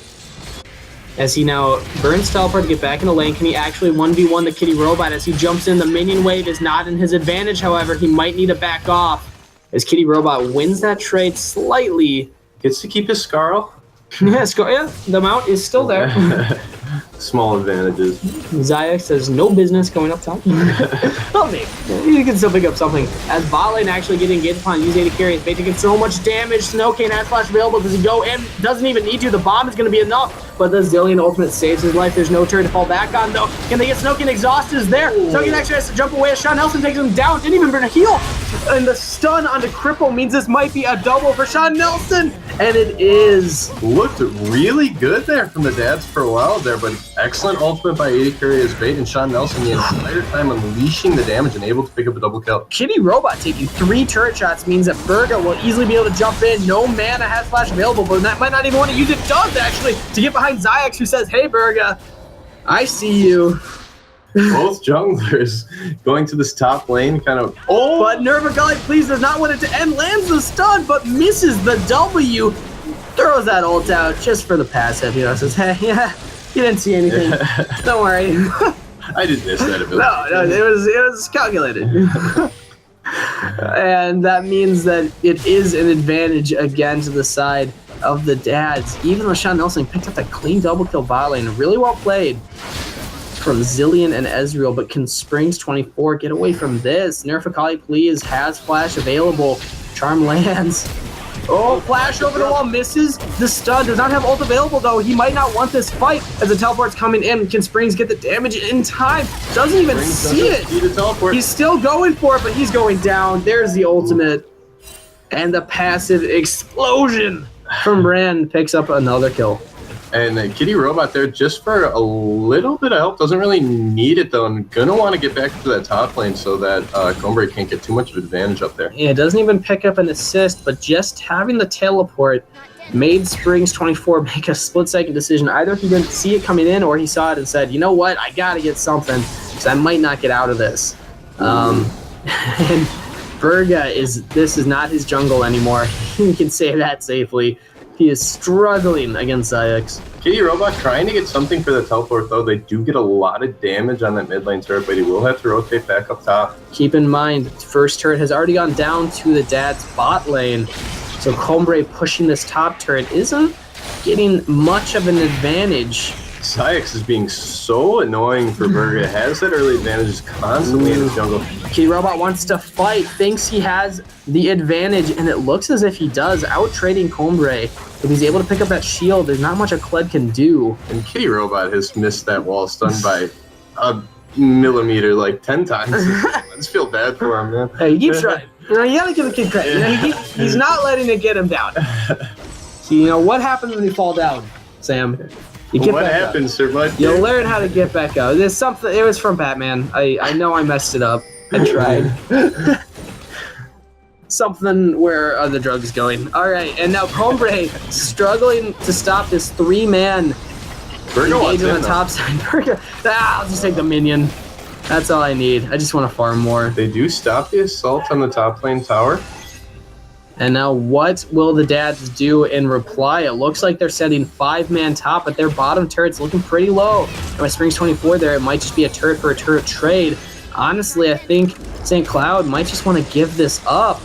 I don't know if they can win the 4v5, but Zyx is actually backing off. And Snowcane doing so much damage. There he found it. Kitty Robot actually jumps onto Burger, who's able to ult over the wall. And the Brand ultimate is out onto the bot lane. Combre, use AD carry as bait, struggling a little bit here as the camera can't even catch up, but that's going to be another kill, I believe. It actually isn't, as use AD carry as bait, I believe ults himself, but Sean Nelson goes down solo. Zyx in the mid lane, and things are falling apart for St. Cloud. Yeah, and Zyx leaves that top lane push to go mid and stop, and even picks up the kill onto that Ezreal, stops the tower push and picks up a kill. And the dads are continuing to push in this top lane, and they might be looking to get another tower here. Yeah, Springs 24 joined the action on the top side, so he's no longer pushing in that bot turret, but they decided, you know what, they don't want that much. Backing away. Ooh, ultimate coming out from Cripple, stops the engage from Combre. Really well played there. Great disengage there from Cripple. Perfect ultimate. Not allowing his team members to be jumped up. Yeah, and carrying the team on his back. That 0-1-0 Zyra, 12 farm. Don't mess with her. Do not mess with her. She's scarier than you know. Probably one shot that is real. Probably. In all honesty, yeah. Especially if he has the help of his team there, which it seems like it's going to be like this for the rest of the game. The dads looking to roam together and group for these early game team fights. Yeah, the dads are able to pick up a lot of advantages here. They want to get this second Mountain Drake, it looks like. That would be really good for them. We've already seen their willingness to siege so early in the game. With a second Mountain Drake, they could siege even harder, let alone the pressure for Baron later in the game is just enormous with that double mountain. Yeah, and St. Cloud giving up that top tower to try to get priority in this Dragon area. And let's see if they can pick this up cleanly. I like the call. They say we don't need to answer that top.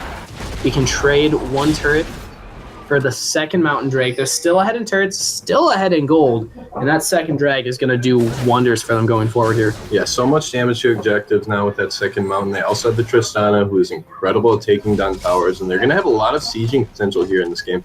Yeah, only not even 20 minutes in, and already a pretty sizable gold lead for the side of the dads. But what are they going to do with it? Do they need to pressure mid, or do they need to pressure more objectives? What do you feel? Well, they still have this Poppy splitting in the top, which is what I think they should continue to do. Have this Poppy split while the other four members group probably in the mid lane so that it's easier for the Poppy to join, and they should be able to really take care of these team fights. But Burger looking to get onto Kitty Robot. Takes the farm instead. Kitty Robot might need to wind up that ultimate. Doesn't have the blast cone to get away, but just walks away instead. They just give up on it. It is pretty hard to chase a Poppy with ulti up. But that was 4 members of St. Cloud sent to the top side to try to get something there. And now the dad's picking up a lot of priority in this mid lane. Have a wave to push in. Going to try to siege this tower. Yeah, you got to wonder what St. Cloud is thinking. They're trying to get an advantage for Kled, I guess, to take down the Poppy. That's not really the sieging pressure from the side of the dads. They really need to deal with this Tristana. She can just push through these turrets, but again, Burga's topside. His cripple goes down in the mid lane. That's a lot of burst damage, but Sean Nelson might pay the price as he gets ulted by Brand. The heal does not save him. Springs 24 going down as well, but picks up a double beforehand. Can they get anything else? Nervicoli, please, turns back around. Wants to get the bomb, gets the kill. Can Kitty Robot survive this 2-on-1? Does not. And in the end, it is an advantageous trade for St. Cloud in terms of kills, but they're going to lose that mid turret. And that fight kind of all over the place there. Ended up getting a 3-for-2 in the side of the dads. Yeah, it sucks because you feel or in good. The side of the St. Cloud. St. Cloud. I mean, it feels good to get those kills, but at the same time, you're losing turret. And you're also just not pressuring the map. Taking down the Poppy doesn't do much. I mean, Kitty Robot's going to come up, has teleport, can just go straight back top lane if he wants. Yeah, can continue to push this in. He's going to have constant pressure in this lane throughout the game, and it's going to make it very difficult. Does the side of St. Cloud want to send multiple members up there to try to stop his push? If that's the case, then the Dads will just have priority wherever they want, in the bot lane, in the top lane, as they group and are ahead right now. And I got to credit Kitty Robot. He is behind in farm just slightly, but also behind in kill participation and just gold in general. So still being able to hold his own against Combre and bait in Burga to have to come top as Combre's trying to fight Zayax. Can he take down all the Spiderlings? It does not look like he will be able to, as Zayax is bursting down. Flash away from Combre. The team is there as backup. There's the ultimate, and Sean Nelson picks up a kill on the Zayax, but Springs 24 once more does not know that Snowcane is there as he picks up a kill. Burger trying to get on the back line, but Nervacali please is here. This is a fiesta if I've seen one. As Burger jumps over the wall onto the support, can he get anything for it? This is what we're talking about. Zyra, very scary, and oh my god, almost gets away. Kitty over. Robot trying to stall St. Cloud as much as he can so that they cannot help Burga, but now he's looking to re-engage. The Snowking comes in, uses it, he carries bait, has a flash away, still has ultimate available. Does he use it on himself? He doesn't get it out in time as Kitty Robot jumps onto the backline. They can't get out because of that heroic, or the steadfast presence rather, and a really, really clean team fight. Or I don't even know if it's clean. Just a messy team fight from St. Cloud. But goes very well for the side of the Dads there. They pick up a 4-for-0, and now looking up to pick up this Baron with the double Mountain Drake. It's going to get shredded. Yeah, this is not looking good for St. Cloud. They're going to have to find a way back into this game where they have no drags for the late game, and they're losing a Baron at 23 minutes when the enemy team didn't even need their jungler. Yeah, and that started off very good there from the opposing side. They picked up the kill on the Ezreal onto the support, and then they just got a little bit too greedy. After that kill, they could have just backed off, but they wanted to continue to go, and they lose 4 members for it as well as the Baron. Yeah, they bursted Zayax. Sean Nelson, clean ultimate there. 2-shot barrage was true that time, but again, I mean, Kitty Robot being on the back line constantly is really, really hurting side of St. Cloud. We're talking about this a little bit in Champion Select. Poppy is the true tank. He can tank up a lot of the damage from the enemy team for a really long time while his team cleans up the Hecarim, cleans up the Kled who jumps on their carries. So I think a little bit of this can be said is happening because of the drafting phase. Yeah, Kitty Robot having 3 members of the enemy team on for a decent amount of that fight is able to stay alive with the ultimate, and then he sees his teams coming back in, he immediately starts to fight. Yeah, and so many control wards being placed from the side of St. Cloud, but they're all being spotted and taken down. But you got to credit them for trying to keep that vision alive, doing whatever they can, as it looks like there might be another fight around Dragon. It is a Cloud Drake. And I do not think that St. Cloud should fight for this, at least. I don't know if they will or not. They are being pretty aggressive here in this area. As UZAD carries bait, bursting down Kitty Robot. So much damage there. 6 damage onto the double stun for the Poppy. And Kitty Robot has really reached the ideal level for a tank. He has Sunfire, and he also has Spirit Visage. This is a pretty big powered spike. You got a lot of armor and a lot of MR, and especially a ridiculous amount of health right now. So he's looking to be very confident going forward in these team fights. And who's going to be putting the damage on him? I mean, Sean Nelson has Trinity Force, but hasn't got his Muramana Mana Moon fully stacked into the Muramana, so he can't quite get that damage out, which is what they need right now. Yeah, and good call here from the Dads pulling off from that Dragon. They want to make use of this Baron buff as much as they can, sieging in this bottom tower, already got one, looking to get another, and what really can St. Cloud do about this against this comp? Yeah, really smart play. I like it. In theory, you can get a turret, get drag on the way back, use Baron buff while you can, but the problem is that the wave clear from the side of St. Cloud is very strong. Ahri and Ezreal together, even Zillion. It's difficult to siege these, but if they go... looking to go in. The Kled ultimate signals the all-in as they flash away, but this is the engagement they need. Cryptic gets a massive ultimate under 3 members, though. Can Comber get anything as AD carry as Bait is able to save Comber's life, but Burga goes down in the meantime. That's a triple kill. Over to Nervacali, please, and Snowcane is not ready to back off. Jumps on the Combre, that's another kill as Kitty Robot doesn't even need to join the team, just pushing this bottom wave and getting a turret. And looking great there from Kobe for a second. They get a lot of burst damage early, but and now Sean Nelson getting engaged upon again. He's going to be going down. Clean ace. Clean ace with the Baron buff and 2 mountains. But huge ultimate from Cripple in that previous fight, really turning that around. And honestly, the dads could look to pressure a Nexus turret if they want to. Might not. It would be pretty unsafe, but they still have Baron buff. They're going to get the double inhibs for sure. And they do clean up the second inhib, decide to back off as Baron buff is no longer active on them. 2 inhibs at 26 minutes seems good enough. It's standard. It's a dream. And Hecarim, we're seeing Berga build towards this tanky Hecarim right away. He's not going for any of that damage to get the early clear speed.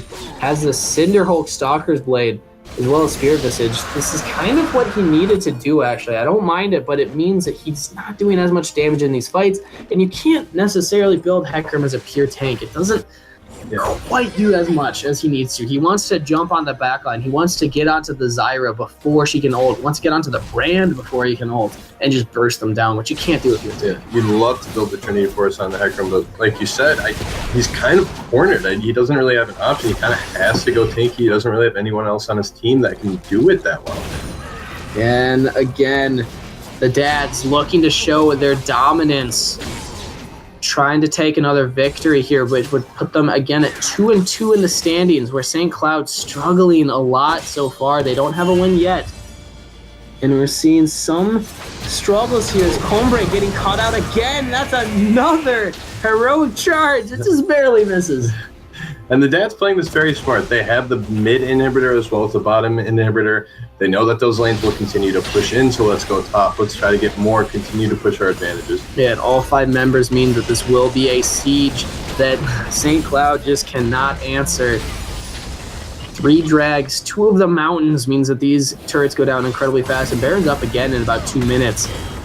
This is going to mean that with supers coming in potentially every lane, St. Cloud can't even contest it, as this inhibitor looks to be going down, but maybe not. Sean Nelson trying to poke him out as best as he can, but that Brand ultimate goes in, bouncing off many targets. This is going to be a double kill. Nerf Akali, please. Nerf Brand, please. But Spring survives, but I spoke too soon as he dies to the burn from Brand, and this is going to be potentially the end of the game. There's only 2 members from St. Cloud defending their Nexus. Can they do anything? Combre and Sean Nelson trying to do whatever they can as their Nexus falls. That is a victory to the side of the dads. St. Cloud trying to pick their fight there. They say, hey, if this 3rd inhib goes down, we probably can't win anyway, so let's try to fight right now, try to get something. And the dad's just too far ahead. Yeah, that Brand ultimate taking out 2 members of St. Cloud was huge for that initiation. They already had super minions on the bottom Nexus turret. That 10-6 Brand ultimate is pretty strong. Yeah, kind of. With the 225 farm, just casually. And the gold discrepancy between these teams is absolutely ridiculous. We didn't really talk about it much towards the end because there was so much going on, but 17K or about 16.5K advantage to the side of the dads just meant that there was really no chance for St. Cloud to come back. They lost the early game, which is what they were hoping to get. They didn't want the Tristana to be able to scale. She had Infinity Edge with Renaissance Hurricane and the Rapid Fire. She was doing so much damage, but I mean, also coming out from Brand was just ridiculous. Yeah, the carries getting large here from the side of the dads, the Brand, and the Tristana. Was kind of skeptical on Champ Select, but Snowcane showing that he can play the champ looked really good. Yeah, but that is game 2 of our 4th week, day 1, Minnesota LCS. Going over to the side of the University of Minnesota Duluth dads, picking up another win for Duluth. We'll see what that looks like for them going forward in the tournament, now being even. 2 wins, 2 losses. St. Cloud, a little more rough, 0 wins with 4 losses. We'll see if they can pick it back up going forward. But for now, we're going to take another short break and be right back for our game 3 of our week 4. So many numbers. Day 1, there you go, count up. Which will be the University of Minnesota Duluth Chicken Chasers against the College of St. Scholastica Pupper Dogs. So maybe Duluth is going to be on a roll this week, pick up 2 in one day, or maybe the Pupper Dogs can shut them down. We'll see. So come on, we're right back in a moment.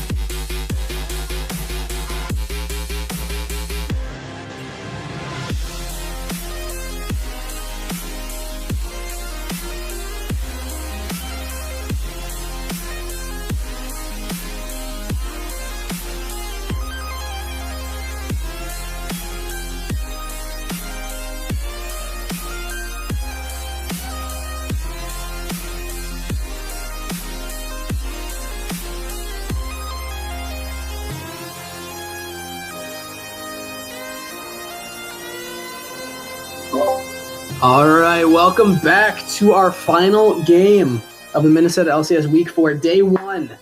This is going to be between the University of Minnesota Duluth Chicken Chasers and the College of St. Scholastica Pupper Dogs. Great name for a team, Pupper Dogs. Love the Pupper Dogs. My good old dogs. Chicken Chasers, though, too. Both True. Cool. True. Maybe see a lot of jungle pressure on the chickens, only farm chickens. Chase them away. Both these teams being 1 and 2 in the standings going into this week. So this can be a pretty big victory for whichever one picks it up. It means that they're not in that threat of having that anxiety, maybe not making it to playoffs. Because being 2 and 2 means that you're just that much closer to securing your playoff spot, which again is very far down the road. Not a huge concern for most teams right now. But, I mean, going into week 5, being 1 and 3 can't feel good for a team. So I'm excited to see how hard each team fights for this victory. Yeah, 2 and 2 sounds a lot better than 1 and 3. So Chicken Chasers and the Pupper Dogs both wanting to win here. Let's see who really pulls ahead. Yeah, and something to note is the past 2 games we've seen tonight, both been pretty quick wins, so maybe we'll get to start this one a little early if the teams can load in fast enough. If not, it's all right. They still have 10 minutes. But something about that early victory from the last game is interesting to me because in game 1 of the night, we saw a very early game-focused team draft and comp win the game in the early game, which is what they wanted to do. They played right. They got the advantages where they needed to. And then in game 2, we saw a similar thing where one team drafted for the early game, another for the late game, but the late game comp actually won very quickly. Yeah, really both teams winning in quick fashion, really pressing their advantages and playing the map well throughout both of those games, both sub-30-minute wins. And looking good, getting early Baron kills and using their Baron pressure in the right spots. Yeah, Baron has been a big focus, which leads into a little bit about the jungle. One jungler we've yet to see be available to teams is Graves. A lot of jungle bans being focused in the last 2 matches, but Graves specifically has not been left on the table. We'll see if that continues going forward. I don't know personally if Demolisher or League of Legends are very comfortable on the Graves champion, but he is incredibly strong at the moment. Very strong, as we said with the previous jungle nerfs, having to the other champions who were strong before. Now Graves kind of emerging as one of the best junglers in this current patch. And yeah, being fairly highly prioritized in the pick and ban phase in this league. Yeah, so getting into this next game, I'm expecting to see a lot of the more kind of power picks targeted towards these players, especially from the side of the Pupper Dogs. They got to figure out a way to beat a team of a lot of diamonds when most of them are sitting around. I mean, they have everywhere from bronze to platinum right now. I don't know where they ended last season at, but just in terms of current ranking, their average is a lot lower than the side of the Chicken Chasers. So they're going to have to ban out some of those very strong picks, whereas Chicken Chasers might be more comfortable banning out the pocket picks. Maybe do a little research, see what Puff Boy likes to play, ban out that. See what Papa Dog, Raw Dog likes to play. Oh, classic. Papa Dog, Raw Dog. Classic. Love saying that one in a team fight. But maybe ban out something that he likes to play. So I'm expecting to see more target bans from Chicken Chasers, whereas more power picks from Pupper Dogs.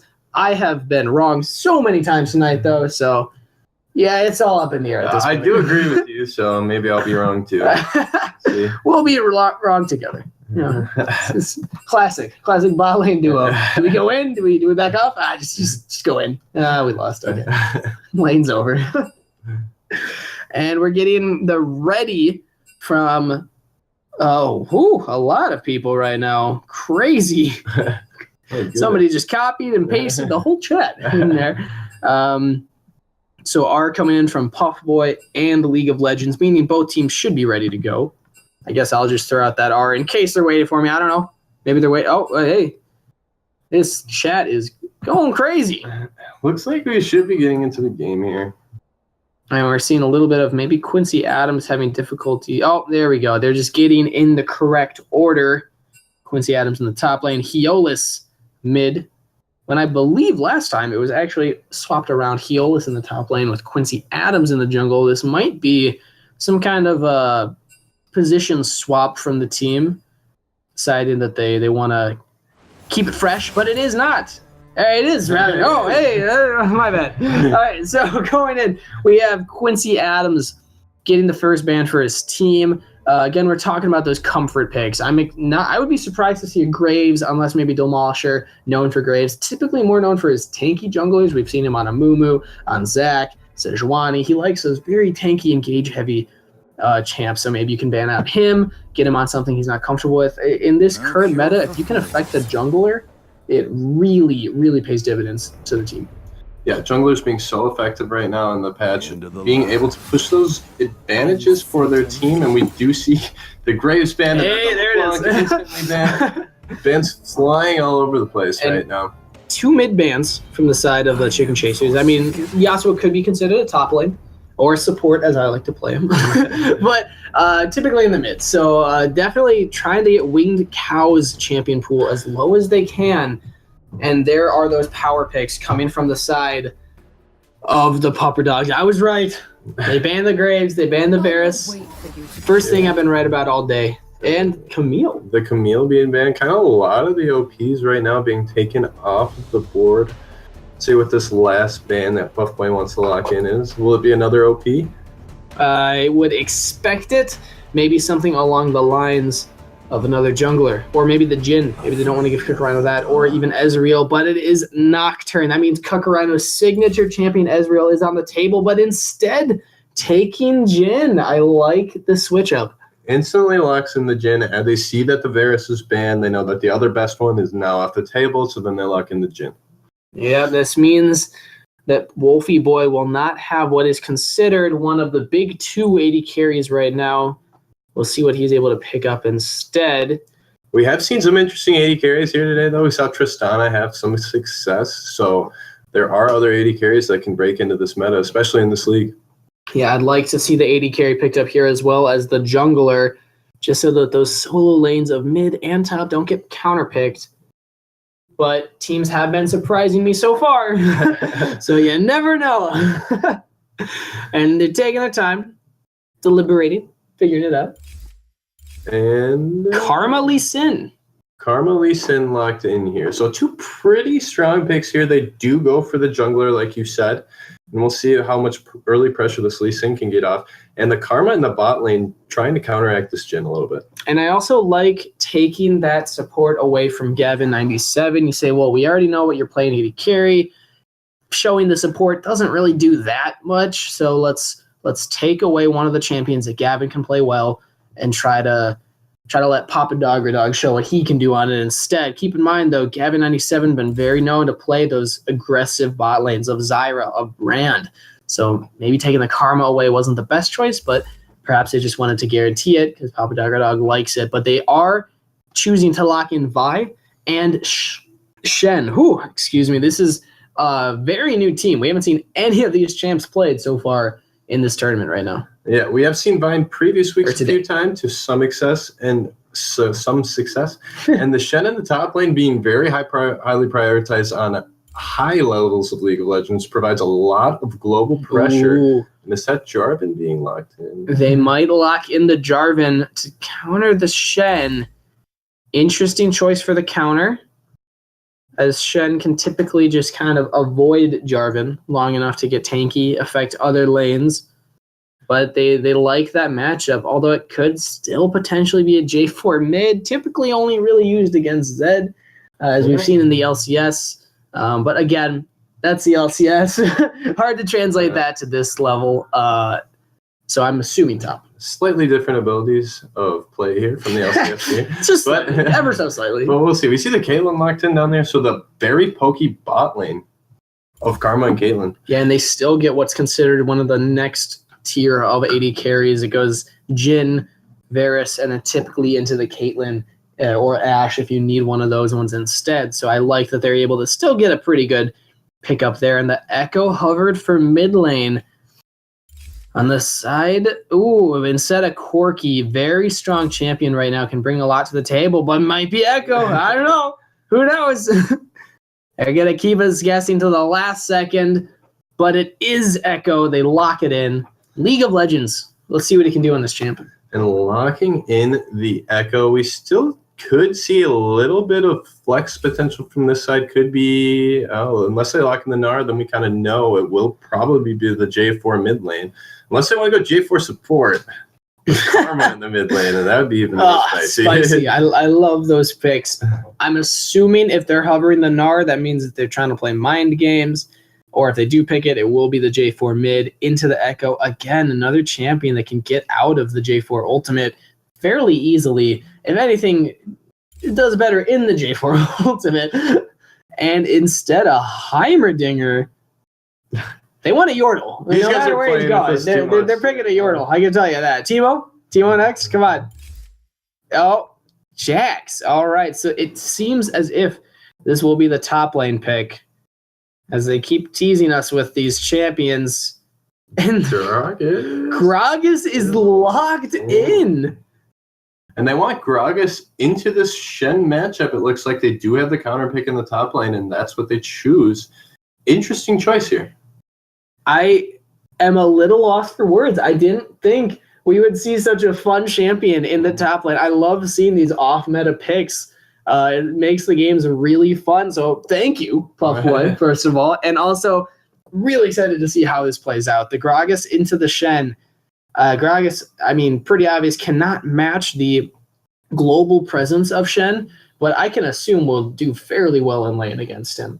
Yeah, I would assume has a little bit more range. The Shen can poke him out maybe a little bit. Also has the teleport to try to get back to lane, to try to match some of the global pressure that Shen provides. But Gragas will probably, hopefully, be able to provide a little bit better engage with that ultimate and the body slam. True. Honestly, don't know how that matchup goes. Not one that I've ever seen before in my years of League of Legends, but this, is always a time for first. And what better time than the Minnesota LCS? So again, talking about these team comps, let's focus on the bot lane now. We're seeing a Jhin Thresh combo. Interesting bot lane matchup here. Pretty standard. We see this one quite a bit. I expect this to be pretty even. The Caitlyn Karma should have a little bit more poke, but the Thresh Jhin maybe a little bit better engage with the W as well as the hook coming from Thresh. Yeah, their level 2 is a lot stronger unless Karma holds that ultimate. If Dog is able to poke down without pressing that R button, level 2, their 2v2 is going to be a lot stronger. Especially if they're able to juke some of Thresh's skill shots, which are fairly difficult to hit onto a Karma if you're taking your E speed boost plus shield, which typically you will do in the 2v2 early against this kind of lane. Yeah, and this mid lane, J4 and the Echo is very curious here. J4 just starting to see a little bit of play in the mid lane, starting to creep into the meta. Let's see how he goes into this Echo. Like you said before, Echo can get out of the ultimate fairly easily, so it could be a little bit troublesome here for Winged Cow. Yeah, and they opted to take Echo into the J4. Keep in mind, it was blind. J4 could have been flexed top, but they were hovering the Corki, changed back to Echo, meaning that they like that into J4 potentially more than they like the Corki, when in my mind, the ranged champion of Corki will be able to just poke down J4, can still get out of the ultimate if you need to. So I think that matchup would have been better, but again, they really didn't know where the J4 was going, so Echo into the J4 can still work. Yeah, absolutely. And Echo choosing to go for that Ignite where the J4 wants the Exhaust, both going for those 1v1 dueling summoners. Yeah, what's difficult about having Exhaust on J4 into the Echo is if you're trying to all in and exhaust him, he just ults back to wherever he was 4 seconds ago, and that's your summoner spell burned for the entire duration because you're not going to be able to really catch up to him again. So I think that's going to be used more on the Vi, more on maybe Echo if he's trying to go in, try to stop some of the damage on Caitlyn. So I think it's more of a defensive for those bigger team fights, not necessarily going to be used one-on-one in lane, whereas Echo having the Ignite has a much stronger presence in lane during that 1v1. Pre-6, the Exhaust will still be pretty strong, True. Especially if the lead comes early. Yeah, we've seen the past 2 games be a lot around where the jungler roams, as most games should be. And we're seeing a Lee Sin into a Vi. Lee Sin typically better at those picks, trying to get onto one target that's kind of squishy. Vi, very good at that, but also provides a little bit more team fight initiation, which Lee Sin can have if he's able to line up the kick correctly, but it takes a lot of skill to get that done. Yeah, very difficult to play the Lee Sin. I've been trying my best to learn that champion, and it has not gone well for me. Do not check Sam's win-loss ratio on Lee Sin, I can tell you that. ARAM's fun. ARAM's fun. No Sightstone, no He problem. doesn't need words. No, who needs a word jump? All right, but we're loading into our final game of the evening. Also might be one of the most hype. Again, both of these teams 1 and 2, very even in the standings, but a little uneven in player ranks. 3 diamonds and 2 plats from last season on the side of Quincy Adams top lane with Helios jungle, League of Legends mid, Kakarino and Gavin97 on the bot side. Whereas for Puff Boy, top lane, Demolisher in the jungle, Winged Cow mid, Wolfie Boy in the bot lane with his dog, Papa Dog or Dog. Wolfie Boy with his dog. 2 K9s bot lane, what could go wrong? They got this.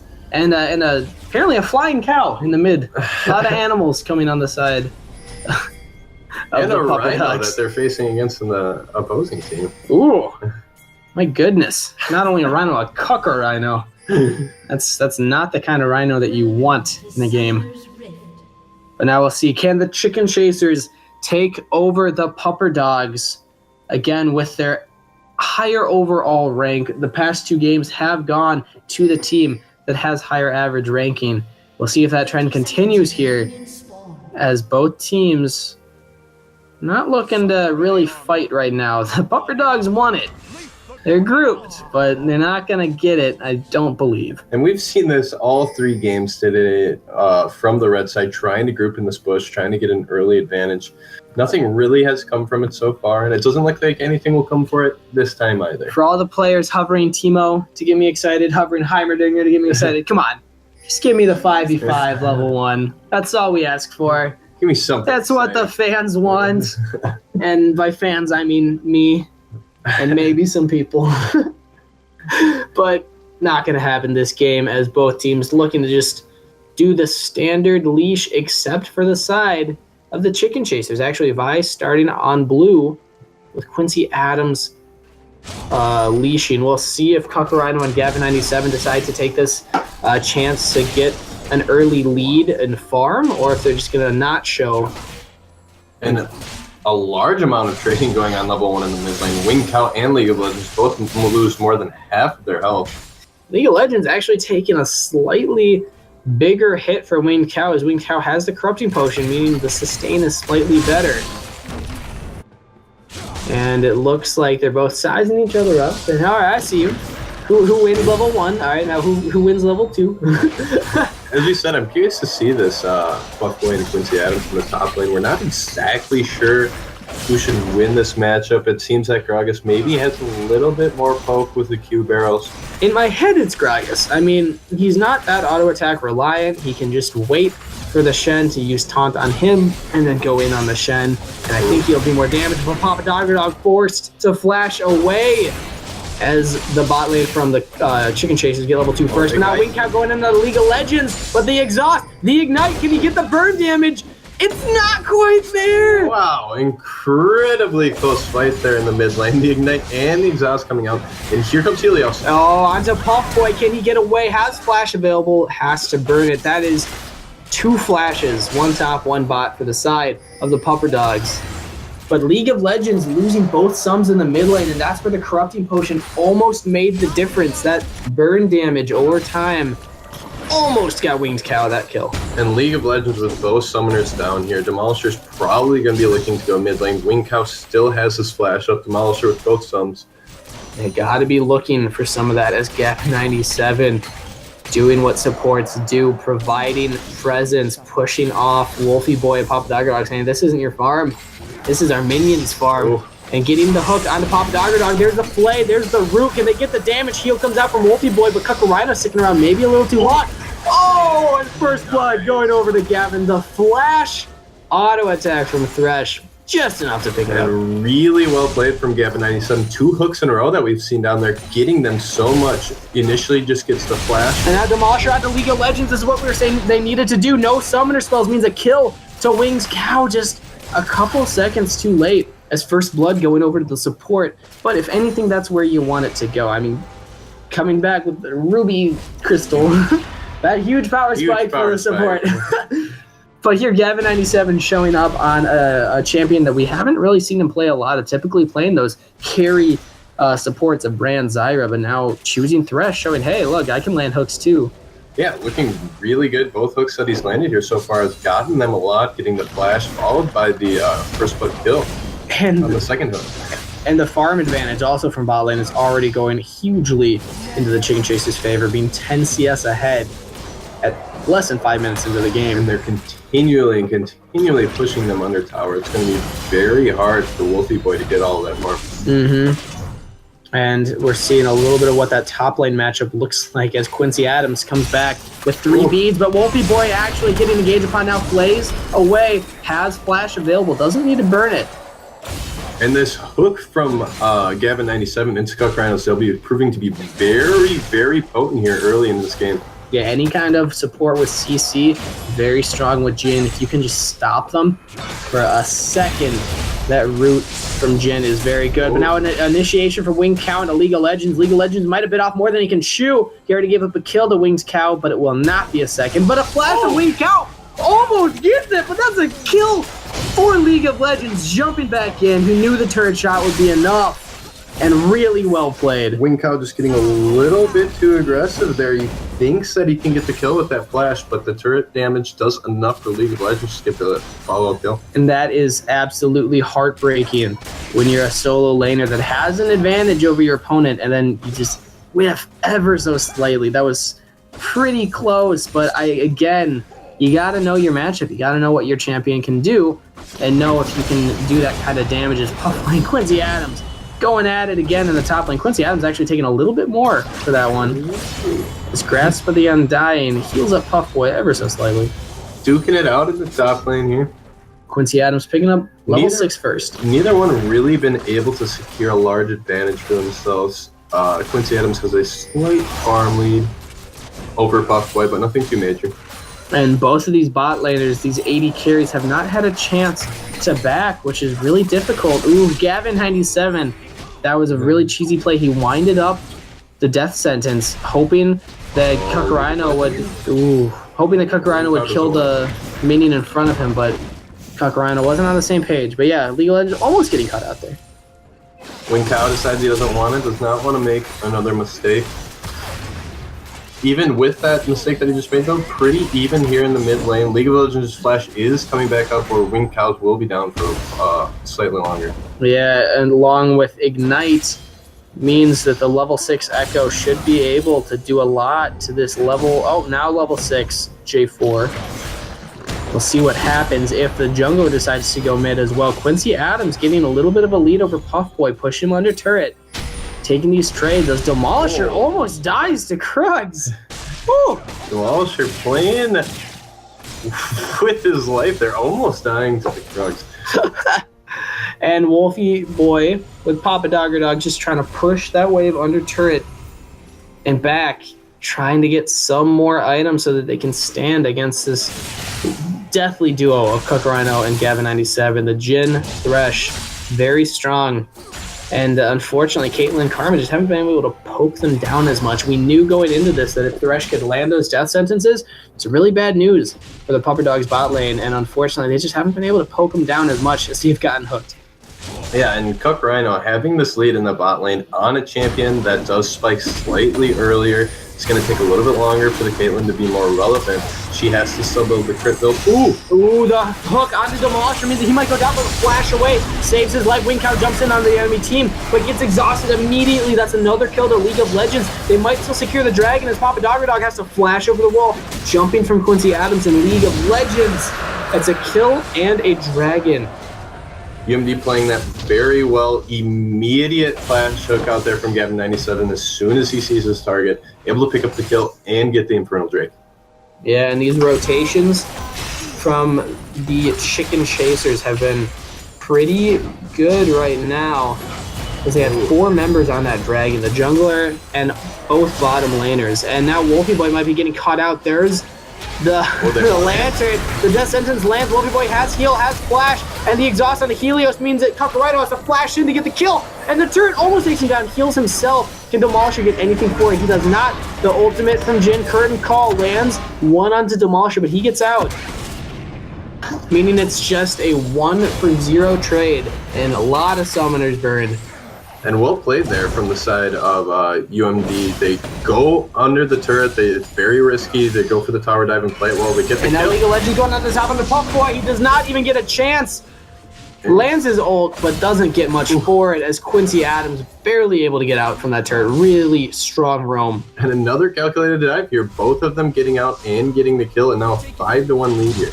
Yeah, League of Legends forcing the flash from Puff Boy so that he did get stunned under turret. But by doing that, League of Legends didn't tank the turret, meaning Shen was able to, who's the slightly tankier target. Almost picked up a kill for it, but not quite. That was a 2.5k gold lead here for UMD early in this game. Let's see if they can catapult this lead like the previous 2 teams have. If they can push their advantages. Yeah, Pupper Dog's just trying to get vision around. They don't want this Vi coming down bottom lane constantly as they have. Not only does Vi have great ganking pressure on her own, but also with the Lantern from Gavin97, but now Winged Cow has to jump away from League of Legends as he's showing that he can win the 1v1 even without Ignite. Yeah, great burst damage there from League of Legends. Onto Winged Cow, pushing him out of the lane, and he's gonna... Puff Boy stopping Quincy Adams' dash onto the minions.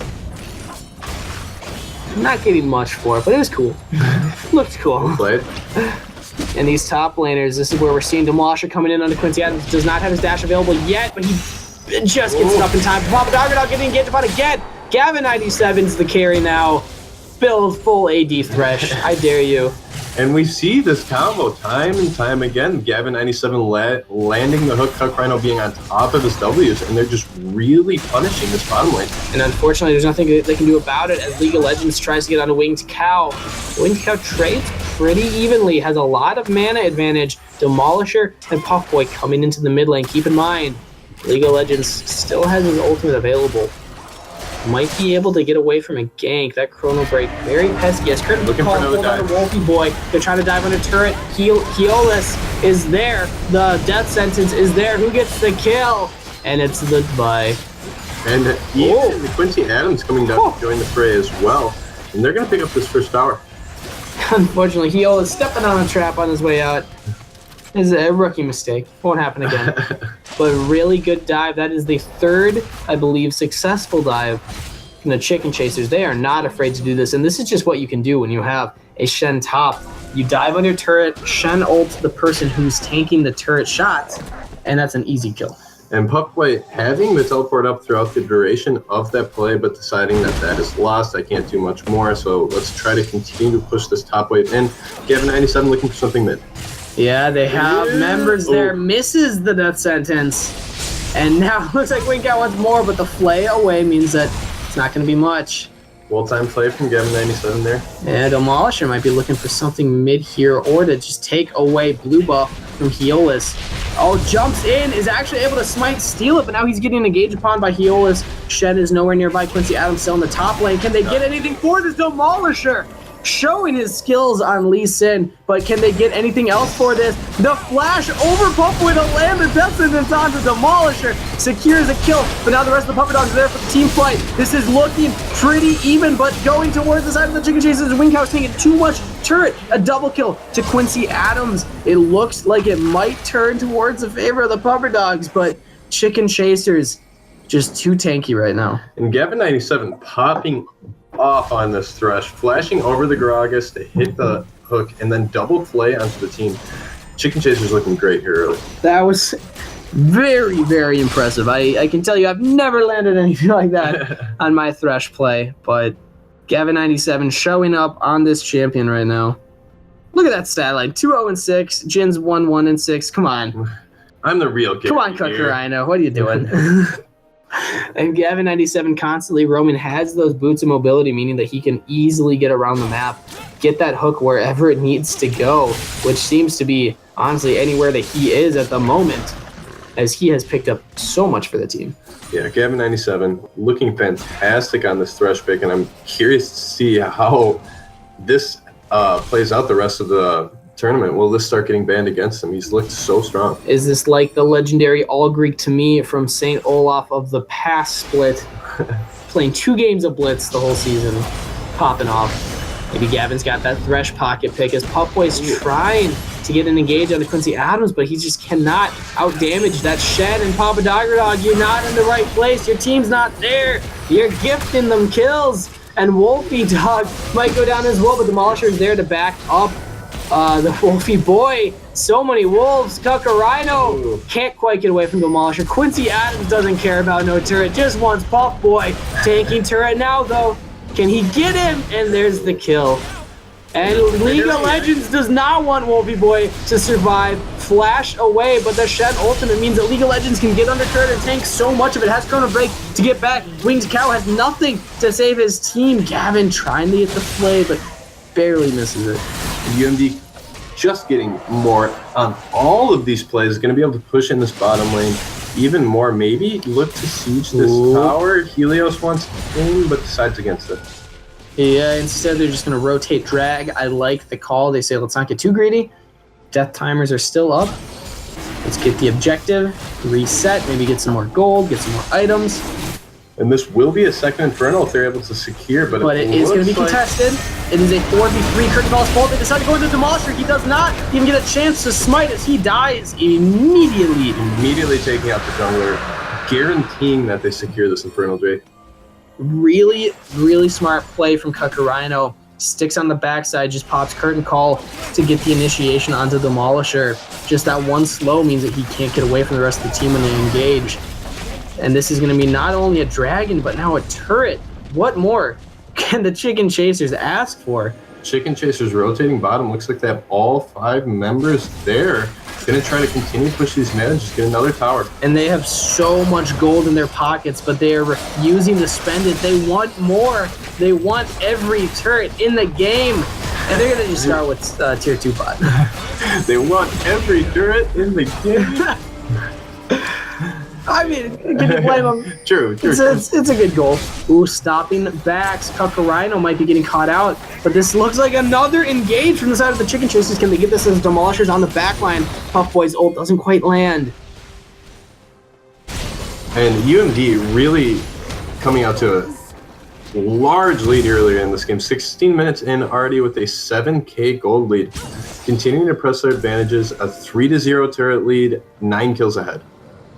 Yeah, 9 kills and, like you said, 7k gold at 17 minutes is almost unheard of. They are controlling this map so well, and honestly, I don't know what the Pupper Dogs can do to come back.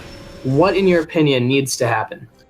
The Pupper Dogs, it does look very grim for them right now, but it is possible to come back. They're going to have to turtle as much as they can here. League of Legends is massive on this Echo. Well, Puffboy needs an item. Winged Cow needs an item. And Wolfie Boy needs an item. Yeah. None of them have a completed item right now, which is just heartbreaking to see. They keep trying to do these fights, and they just don't have any business being there. They almost need to just give up every turret except for their inhib turrets, and then just try to farm up, because they can't really be this far forward as League of Legends finds Winged Cow. This is no longer an even mid lane matchup. League of Legends showing up huge. Winged Cow actually gets some backup with Demolisher. There, the Chrono Break out. Can he get the damage as Cucurino's there? The ultimate locks them both in. That's a 1-for-1 trade, but now it's a 2-for-1, 3-for-1. Can Cucurino get the kill? That's 4 dead on the side of the Pupper Dogs. And catastrophic there from the Pupper Dogs, just trying to stroll through their jungle like it is still theirs, like they're not down by this much. Come on, Eolus, get that pink ward. But the side of UMD really punishing them. 4 kills to 1, and now another tower going over in their favor. Yeah, they thought that they had the engagement onto League of Legends, but Gavin 97 continuing to try to get spicy. Oh, flash and emote. The spicier he gets, the more fun the game is, though. 3-0-9 on Thresh, the highest stat line in the game. if we gave out players of the game, I would make a strong argument for him. He has shown up huge, not only in lane, but also continuously roaming. Yeah, they get so much lane pressure early with continuing landing those hooks into the W of the Jhin. They get huge advantage bot lane, and then Gavin 97. Ooh, they're going back in. This is a 3v5, though. Can they get the damage fast enough? This might have been more than they can chew. They're strong, but are they that strong? Flash over the wall from Quincy Adams means the Gavin. No! It's the right target, but Thresh can only live for so long. Finds the Caitlyn, but is not enough. They just got a little greedy with their back there, and the Puffer Dogs do a good job of punishing. Well, they were backing and saw two members. So they thought, hey, let's burst them down, get an easy kill. Unfortunately, all of the Puffer Dogs were there, looking to rotate Rift Herald, actually. I don't mind this. 20 seconds to get it. Yeah, this might not work out for them, as it actually should go down slightly before the 20-second mark, and League of Legends is there. Can he get onto Wolf Boy? Lands the stun. The exhaust is on him, but he just chrono breaks out. They get the Rift Herald, but they can secure it. Winged Cow might be picking it up. He's standing right on it. There they go. Quincy Adams and League of Legends getting caught out. Again, trying to 2v5, but they pick up one kill. Zodius means that League of Legends might survive in the flash away. Still dies to that auto attack from Gragas. Gavin 97 not wanting it to end here, but Quincy Adams saying, please, I've had enough. And the fight is still going. Pupboy and Papadog getting engaged upon by Heolis. This is not looking good for them. They had their picks. Why didn't they just back off? They're falling apart, and Gavin missing the hook. Could have gone for Puffboy, trying to get Wolfie Boy instead. And this is not looking great for the side of the Puffer Dogs. Gavin! Ooh, kill secure. And the Puffer Dogs looking like they're trying to mount a little bit of a comeback there. They pick up a couple kills. They get the Rift Herald.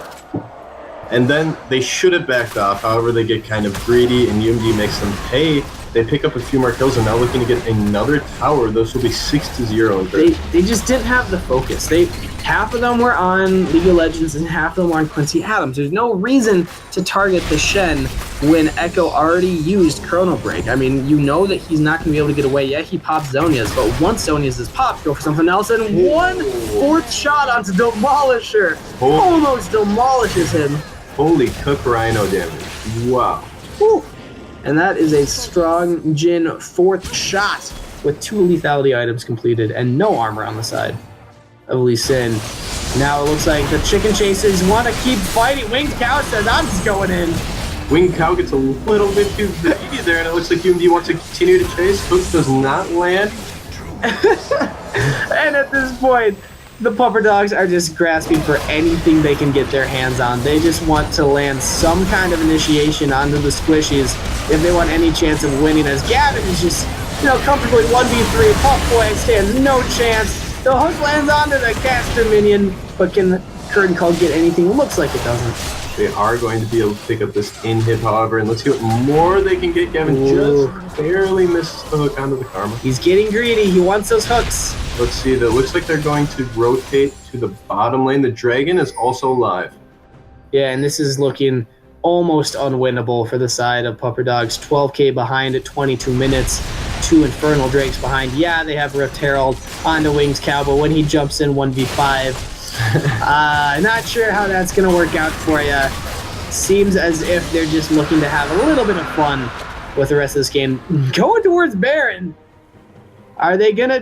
the teleport from Puffboy. Is it warded, though? UMD sees this. I think that they know that this is happening. And they're just rotating it there themselves. They don't know what's happening. They might get engaged upon, but now they see all members. Papadog getting a little too far forward. He gets bursted up, but Winged Cow kills Heolis, and Kokorino goes down as well. That's a 2-for-1 trade.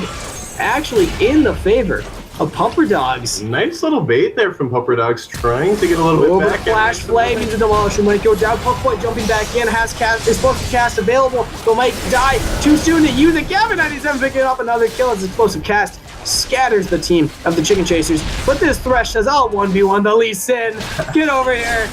Play you away. All right, I don't want any more of this. And the shutdown to Demolisher. But still going in on this 1v2. And Winged Cow just cannot get away. He's got to find an escape somewhere.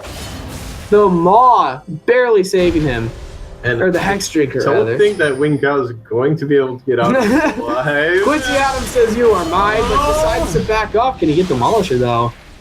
Oh, it doesn't want it. Quincy does not quite get anything out of that, but still an enormous lead here for the side of UND. Looking very grim for the Puppy Dogs. Wait, Puppy Dog's got a 2,000 gold deck, but Heolis wants Demolisher. Does he have ultimate available? He does. He lands it. Can Demolisher kick him away in time? Flash doesn't even have the kick, and Heolis picks up a kill. This does not look good for the Puppy Dogs, as it is now a 4v5, and no jungler means Baron pretty easy in the pocket of the Chicken Chasers. Going to steal this red buff first, and then maybe look to Baron. Maybe they're baiting it, or maybe they just brute force these guys down at this point. Honestly, any one of those options could potentially work, as they're just looking to fight right now. You can taste the hunger. Taste the Nexus. they need it, but instead they decided to back up, push some other lanes. Looks like they got the Shen split pushing top while the rest of the team is going to the bottom lane, going to try to pick up these other inhibitor turrets. They already have the inhib down in the mid lane. Yeah, deciding not to Baron. It would have been very easy for the Chicken Chasers to secure that, as Demolisher was down. No jungler smite from the enemy team means it's almost a free Baron. Even if they did try to 4v5, you can probably just crush them. But instead, they're just looking to end as they get Wolfie Boy, they get Winged Cow, but Winged Cow trying to throw out as long as he can. Does not quite get eggs off from the Demolisher, and he's getting taken down by Quincy Adams. Curtain Call slowing down every member of the Puffer Dogs. League of Legends showing up huge. Chrono breaks out. Didn't even need it. He always might go down to the turret. He does. Puff Boy getting the kill for the squad and trying to juke everything. Barely gets out in League of Legends. Zoni's Hourglass means he doesn't die, and this will be victory to the side of the Chicken Chasers of University of Minnesota Duluth. Chicken Chasers looking very strong in that game, really getting an early advantage and never looking back, crushing the Pupper Dogs. And absolutely ridiculous stat lines on so many members from the Chicken Chasers. Mostly looking at Gavin 97, 7-2. I'll repeat that, 7-2 and 15 on the support thresh. Didn't even build attack damage. Almost as much gold as Heolis. Hit the Sheen. Yeah, oh, true. Redemption, you know. It helps. Getting the damage where he can. But just the stat lines across the board, 4-3-13 on Kakarino, 9-3-12 on this Echo, 7 kills on the bye. The entire team just too strong. What's great to see is how many assists there are on the team. Everywhere they went together. Yeah, they were kind of losing some of their focus towards the end. I think they were just having fun with the game. They could have gotten an easy Baron. They could have easily just rotated, gotten a lane instead. They just kind of walked around the jungle trying to get a pick. But other than that, everything leading up to that point was them rotating together, Gavin landing those hooks, getting his team kills and getting kills for himself, obviously. So congratulations to the Chicken Chasers coming out with a victory in our final game of the day. I'd like to thank everybody for stopping by and checking out the stream. As always, we are sponsored by Invade Gaming. Check out all their gaming apparel online. And you have been listening to the delightful, soothing voices of Steve Sirbutt Kangas and Sam Money Trust Yuko. There you go. Unless you do your own sign off. Anything you want to say to the fans, Sam, before we head on out? Those are some great games this week. A few stomps, but still fun to watch. And thanks for stopping by. True. And catch us next week, Thursday, for your 2 favorite casters. We will be commentating day 2 of week 5. But in the meantime, check out the stream coming up this Thursday. Our entire production team, fantastic, doing a great job helping out here. So check out the stream on Thursday, starting again at 7 o'clock. And that matchup will be the Fighting Saints against University of Minnesota Pocket Picks, formerly known as just the B team. And then Gangspot Gophers versus Gustavus, and Mavericks versus McAllister. So stick around for that. And as always, have a good one.